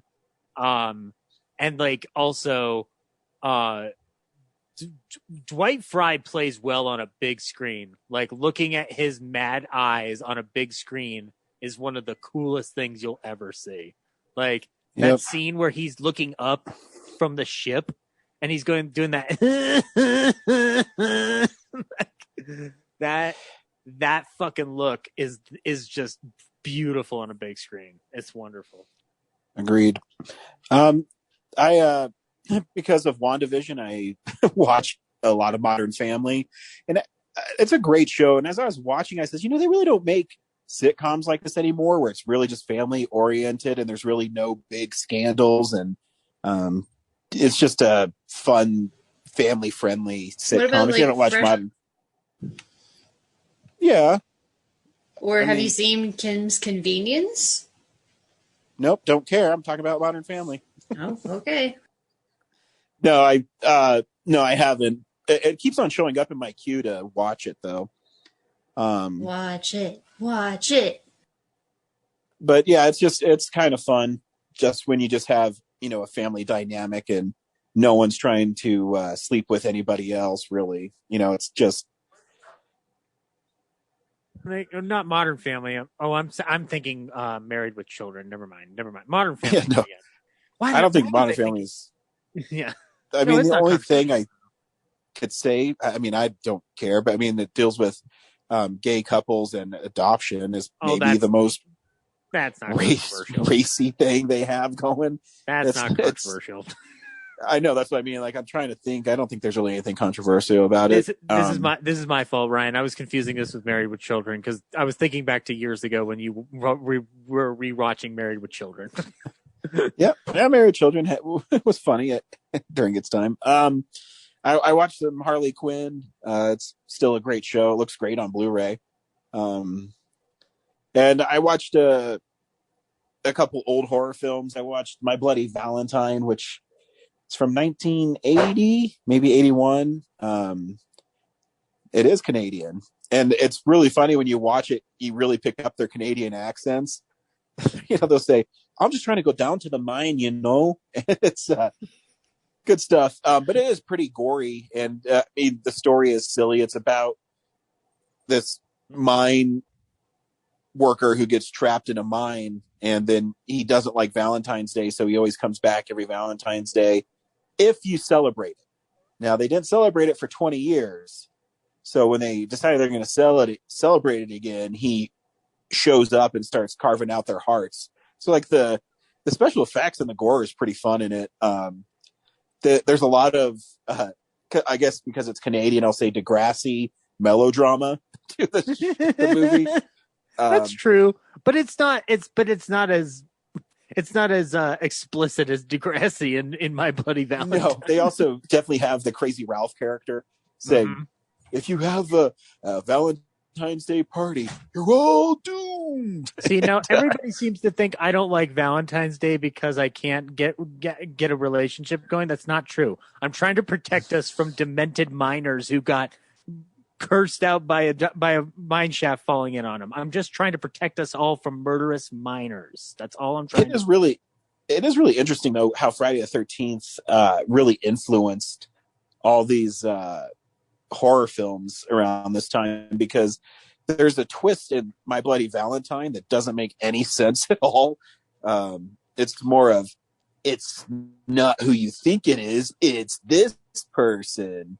It's because they took the wrong lessons from Sean. Like the motivation doesn't make any sense. You really, with slasher films, Corinne, you go for the show of how people are going to die. You really don't care how they get there. It's not about the Still end gross. result. It's not about the end Oh, result, no, Corinne. It's about the bodies hacked along the way. Yeah, no, Corinne, you'd hate this one. I mean, they literally put hearts in candy heart boxes instead of the chocolate. It's people's cut out Ew. hearts. No, Uh. Corinne. No, Corinne. It's great. It's great.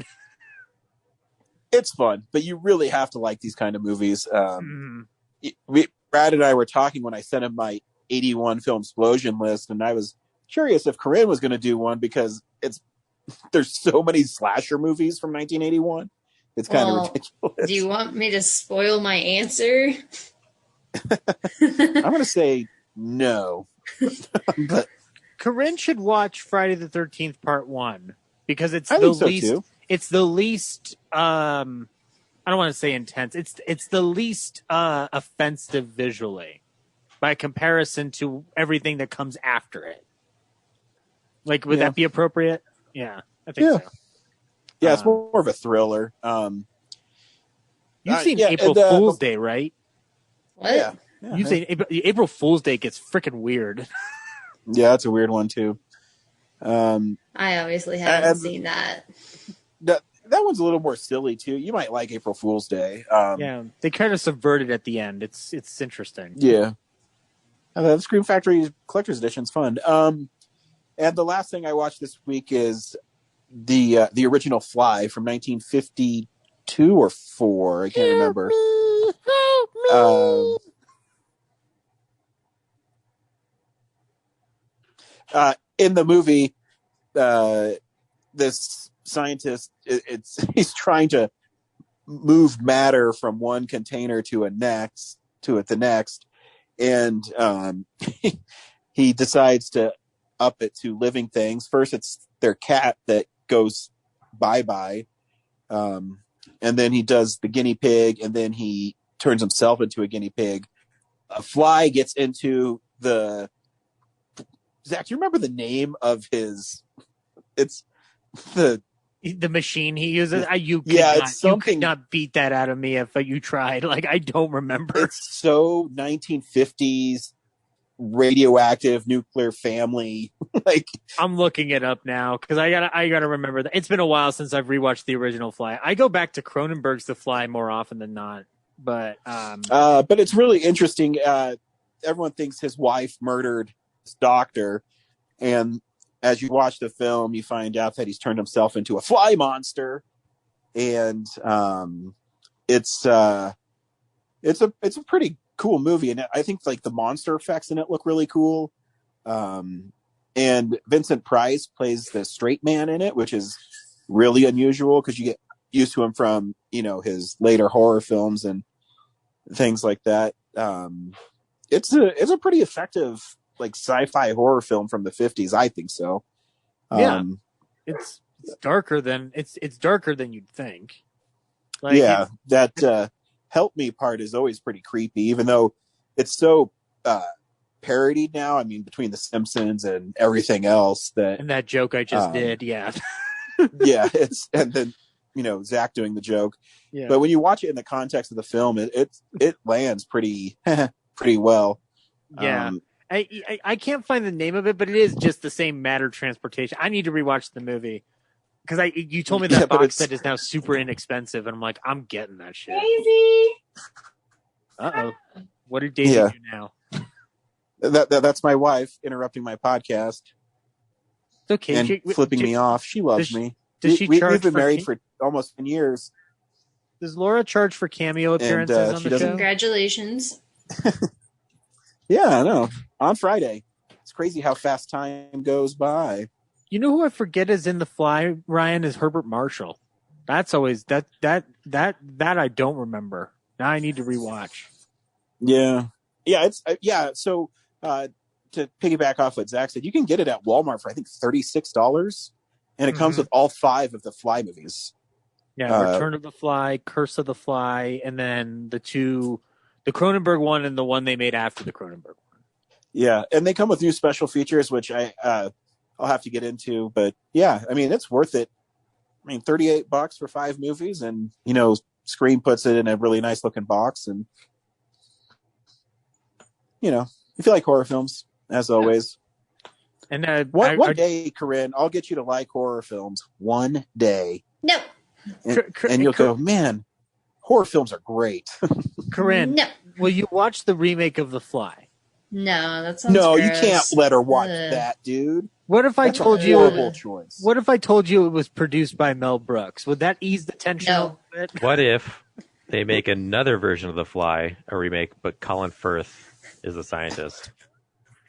Who then turns into a fly? But then he would be in fly makeup the whole no. Ugh. What Jeff Goldblum wasn't in fly makeup the whole time. What if well, yeah, no, it's more, well, he gets gross over the course of the movie. I've seen on his own clips of Jeff Goldblum in The Fly, and that is disgusting. Clips don't do it justice, Corinne. You need to watch all of the body horror. You know what? Here, I've got an idea. You were talking about the Canadian accents in My Bloody Valentine, and when you made the noises, Ryan, it kind of sounded Fargo-esque. What if we get the Coen brothers to remake My Bloody Valentine, but make it kind of quirky so that Corinne can enjoy it? It'll still be violent, but they can, they can have Frances McDormand from Fargo come in to solve the mystery of the Bloody Valentine killer. Like, it'd be perfect. So make it kind of like that Freaky movie. What? Yeah, I'm down. Like the Freaky movie that came out. Yeah, which you didn't see either, did you? I didn't. No. God dang it, Karen. Now I have to jump on Ryan's side of the argument. You've got to watch Freaky. That's just fun. It's not scary. That one's still pretty violent, though. But I'll have to watch again, Corinne, and I'll let you know.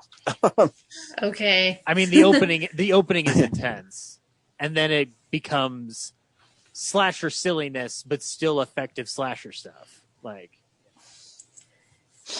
if you want me to watch anything, it's probably going to be the rest of the Hannibal TV show. Because I feel like I can manage that. Everything else, I don't know. I mean, if you can't handle an 80s slasher movie, I don't know how you're going to handle season 3 of Hannibal.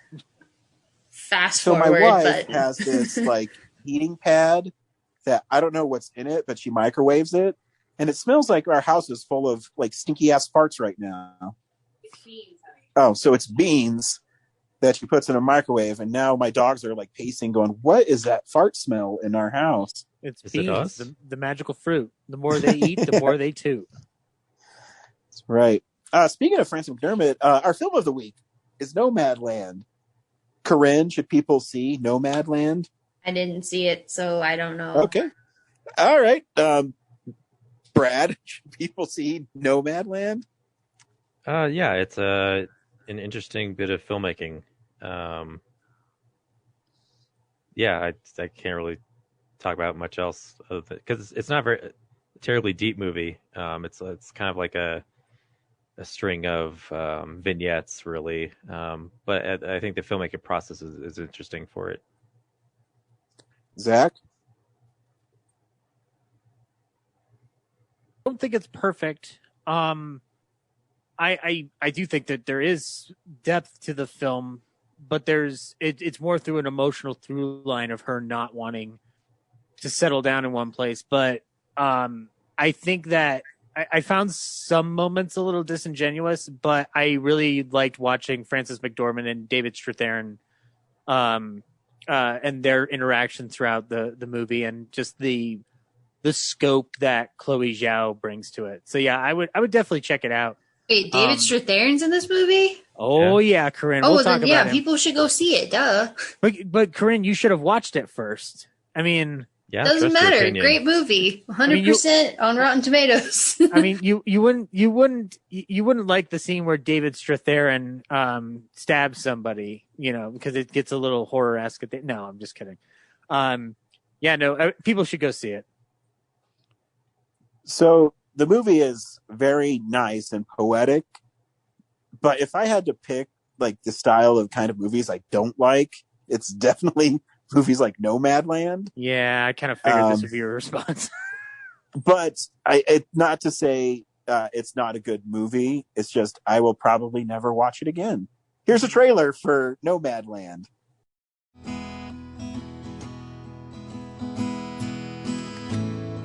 My dad used to say, what's remembered lives.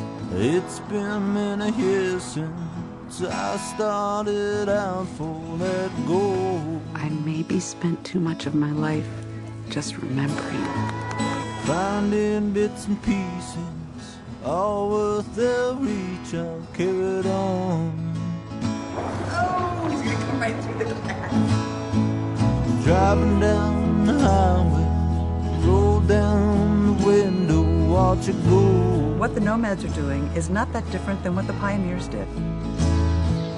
But it was in the breeze, keep me company when I roll. One of the things I love most about this life is that there's no final goodbye. Drifting.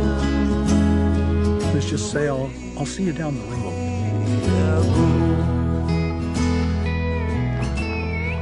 Hey, find anything interesting? Rock!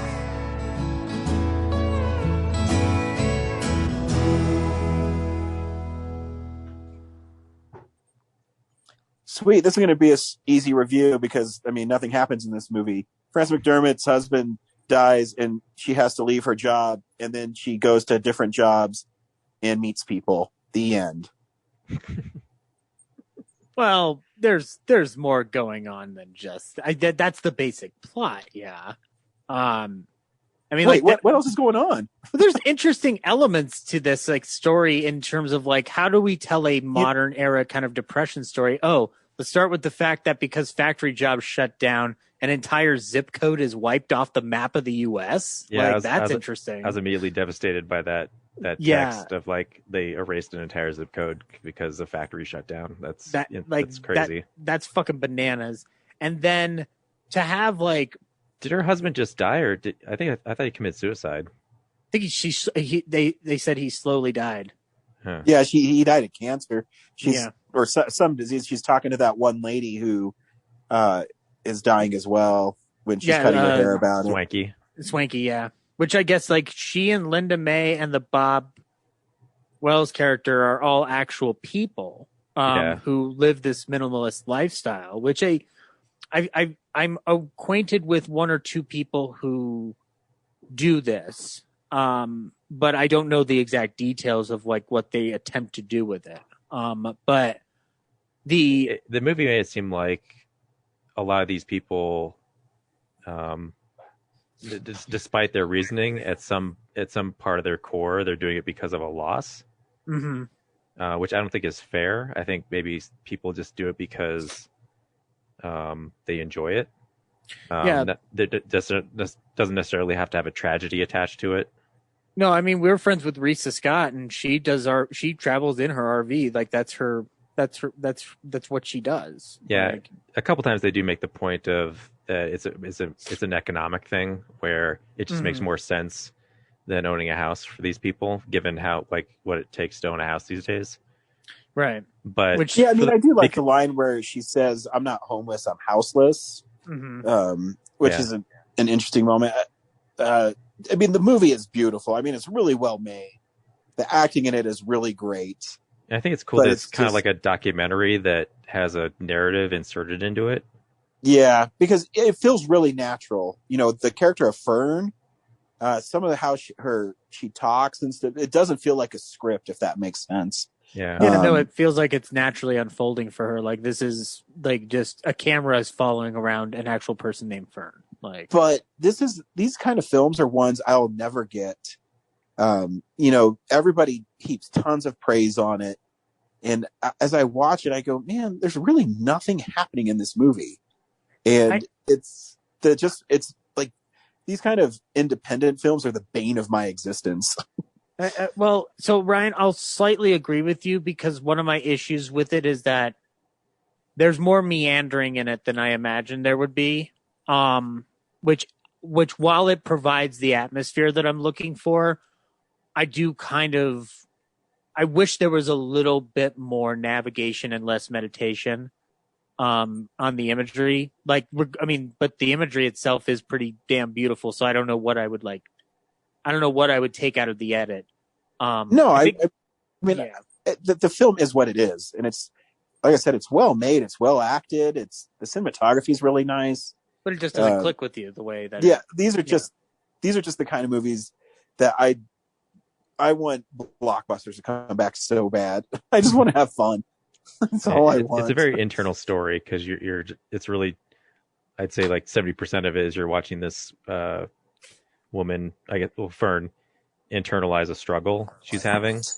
Yeah. And then the other 30% is you're watching 3 or 4 other people and just like what their experience is in relationship to hers. But one of the best moments in the theater this year, though, is that when Dave dropped her plates on the ground. Like in my head, I said, "Aw, Dave," but literally the theater yelled out, "Aw, Dave," because we all felt it. Like that's how good those few scenes about her plates impacted people as they made the audience shout out. You know what? I had a reaction watching it where at first I was like, "Oh shit," and then I was just like, "Don't you dare yell at Dave." But it's also a bit contrived because, like, would Fern really put those in that box and then leave like the bottom of the box open like that? I don't think we can apply the plot hole movie nerd logic to a movie like Nomadland, Brad. I think you'll need to let that one go. No, I agree with Brad because if she cared about the plates that much, she wouldn't have put them in a box like that. She's living in a van. She may not have the space. She's so articulate. She like builds little cubbies and like brags about how intricate they are. She talked about how she put them in that cubby because they're special to her and she didn't want anything to happen to them. All right. That was like 30 minutes before that scene happened. The bottom of that box was full, like not sealed, completely flimsy. It was so dumb. Like she could have done that herself and broke them. Like it was, yeah. Yeah. Also, I have a question. I don't know what this movie like. I had an issue with the Amazon scenes. I felt like why? Given the backlash we've heard from working conditions in those warehouses, like it feels weird that it doesn't like take it to task the way it could. But I guess also if you're going to have the Amazon logo, you're not allowed to go into that territory. Yeah, so. Or they got permission to film because they weren't going to badmouth it. Yeah, exactly. Like it just, I don't know why. Or not everybody dislikes working for Amazon. Oh, I know. I know not everybody. They also give thousands of jobs to people too. I know. Again, for people that need the job. Again, I'm not discounting that. I'm just trying to figure out like given where like people look one way or another at Amazon, it just kind of felt weird to see that emblazoned on it. But I got more into this settled notion of like, there's a lot of product placement in this movie that I wasn't expecting. And I realized it's like, this is literally like all those people would have access to, like all they would have access to is a Campbell's soup or, going to these RV conventions and like having Progressive right up there. Like I just found it kind of fascinating in a movie that would normally not have that kind of product placement with this kind of indie atmosphere and vibe. It was kind of interesting to see all of that emblazoned about. Well, I think it's part of there's a documentary style to it. Mm-hmm. Like America is so commercialized, like you're just going to run into that no matter what. Which does run into it. It's like, again, like I was just more like kind of, I guess I felt reactionary to the Amazon stuff on it, but like product placement, Taco Bell. Any Kung Pao Under the Fist fans out there? Yep. That's a deep cut, my friends. Oh God, maybe we could do a retro review for that movie if the. I'm down. A movie my wife probably hates.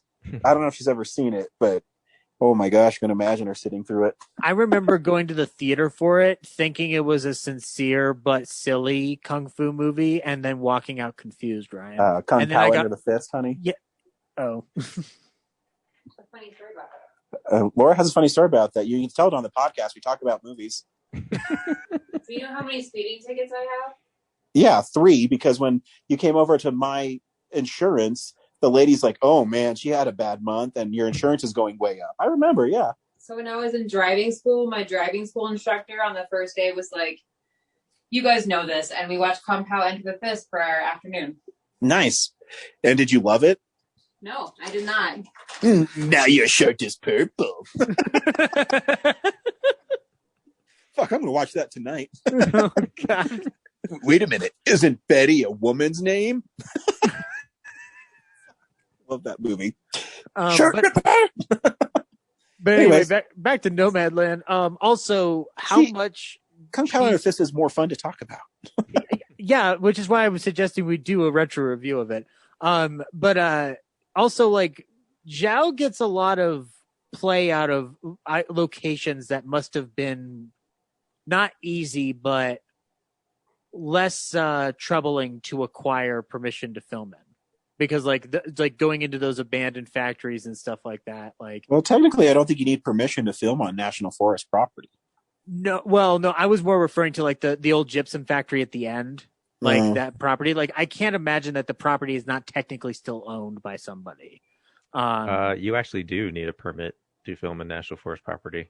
Yeah, because that's national. That's federal land. So you do. Yeah. Need a permit Are you sure? required. Because I'm sure. Yep, because we have them out here, and when you film in Genesee, big chunks. Are you sure it's in the national forest though? Because you don't have to have like a camping permit or anything to sleep there. You can do whatever you want in national forests. Yeah, but you have to have a license or permit or whatever to do like guided tours and stuff. Like if you have a certain size of group, so I think it's like group size. You need a permit, Ryan, to film on the property in case you're going to cause an obstruction to other participants or visitors to the encampment or to the land itself. So they do that as a precaution, and also. So literally, you could just go off the beaten path and film there and not have to worry about it. You could, but then you would be liable on your own end if something were to, God forbid, happen to you, which a film crew, a professional film crew... you said Alpine Rescue. It happens up here all the time. Yeah, but a professional film crew with insurance companies up the wazoo is not going to take that chance. And I know. When you tell them you're filming in the forest, they assume you're going to bring like lights and gear and start like driving into the land. Yeah, and also like if those lights can get hot, something goes wrong, hits a tree, forest fire, kaboom. Or why don't you guys just have some balls and shoot it like guerrilla style and go up there and shoot it and not ask for permission? Gosh. And then when they come up Blair Witch Project it. yeah, exactly. When they come up and say something, you say, you know what? I'm a United States citizen and the national forest is our land. So Mr. Ranger Bill fucking Woodsy the Owl, go fuck yourself. Can I use the same defense that Teddy Roosevelt would give, where I'd be like, speak softly and carry a big stick when it comes to that response, Ryan? Like, look, Ryan, if you commit to being our police officer on set, actually, totally that would be a good cover, technically. Yeah. Could be like, no, I'm not gonna repeat. I'm not gonna use my authority that way. So that Ryan, use your power. What are the forest borders of your unnamed city? It's Arapahoe National Forest. Okay. Gotcha. I know you can't fly a drone over forest land either, so there's that. Can't over most public property around here. Yep. Also to wrap it up though, guys, I want to piggyback off of Corinne's praise for David Strathairn.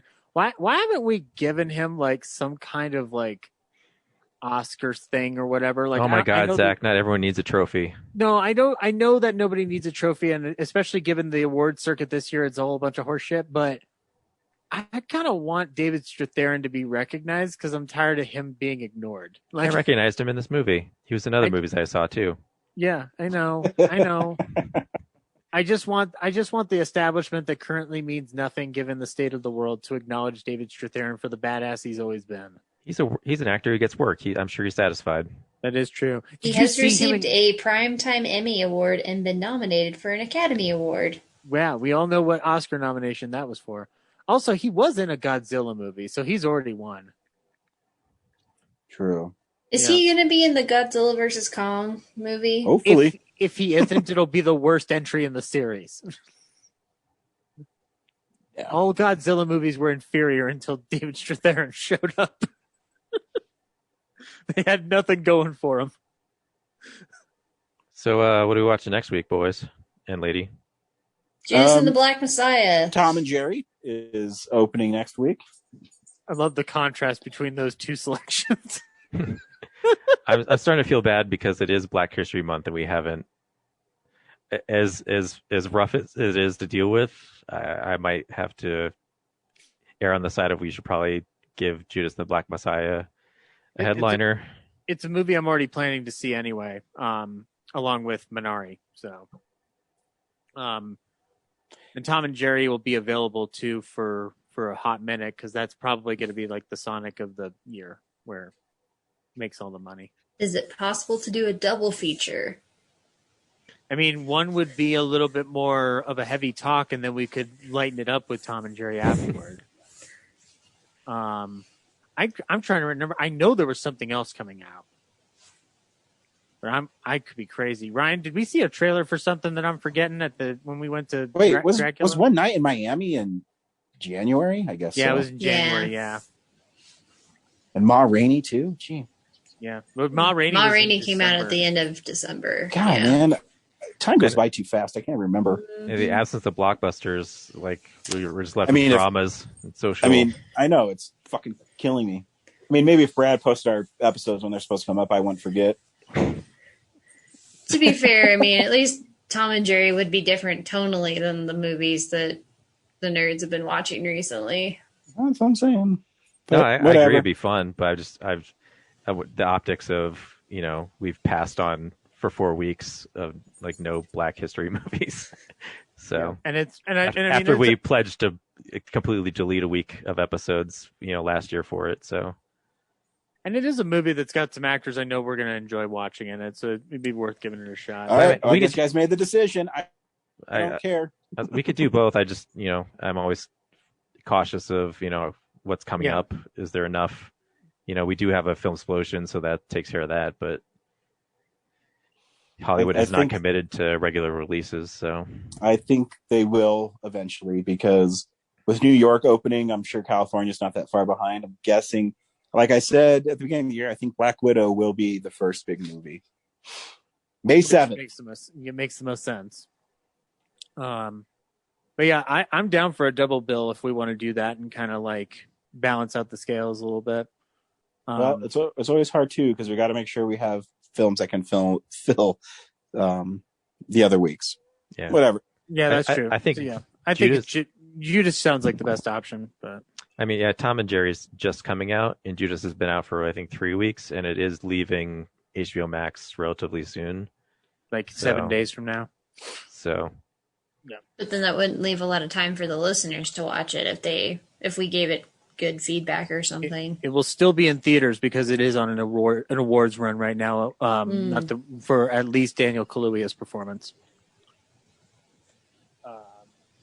But anyway, right. I'm actually trying to remember: is Godzilla versus Kong in March? Yes. Okay. Side note: David Strathairn is not in that movie. Well, then it's going to be the worst fucking movie of the year. God damn it! Man, March is going to have a lot of stuff. God damn it! Just got to save him for Godzilla Kong 2. No. Nomadland versus Kong versus Godzilla. Francis McDormand fights them both. All right. Did I kill the episode with my wonderful because that was idea? The dumbest thing I've ever heard. No, it's not. You're just splicing whatever movies in front of your face together. Marge Gunderson puts Kong in the back of a police car and goes, "I have seen you put your lizard accomplice there in the wood chipper. And for what? All that money." No consideration for structure or... Anyways, you just don't understand my brain.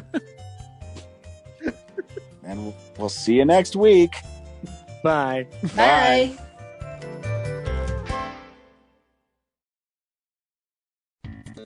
Thank you for listening to this episode of Real Nerds Podcast. Real Nerds Podcast is a production of Nebulous Visions Multimedia. Thank you to Sparks Mandrill and Plan 9 Studios for our kick-ass theme song.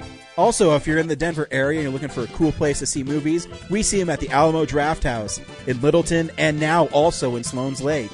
Thank you to Colorado Coins, Cards, and Comics for supplying us with all our comic needs, especially you, Andrew. You know who you are. And a big shout out to James's mom. I'm giving you an electronic hug that you can feel through the airwaves. Thanks for listening, and have a nice day.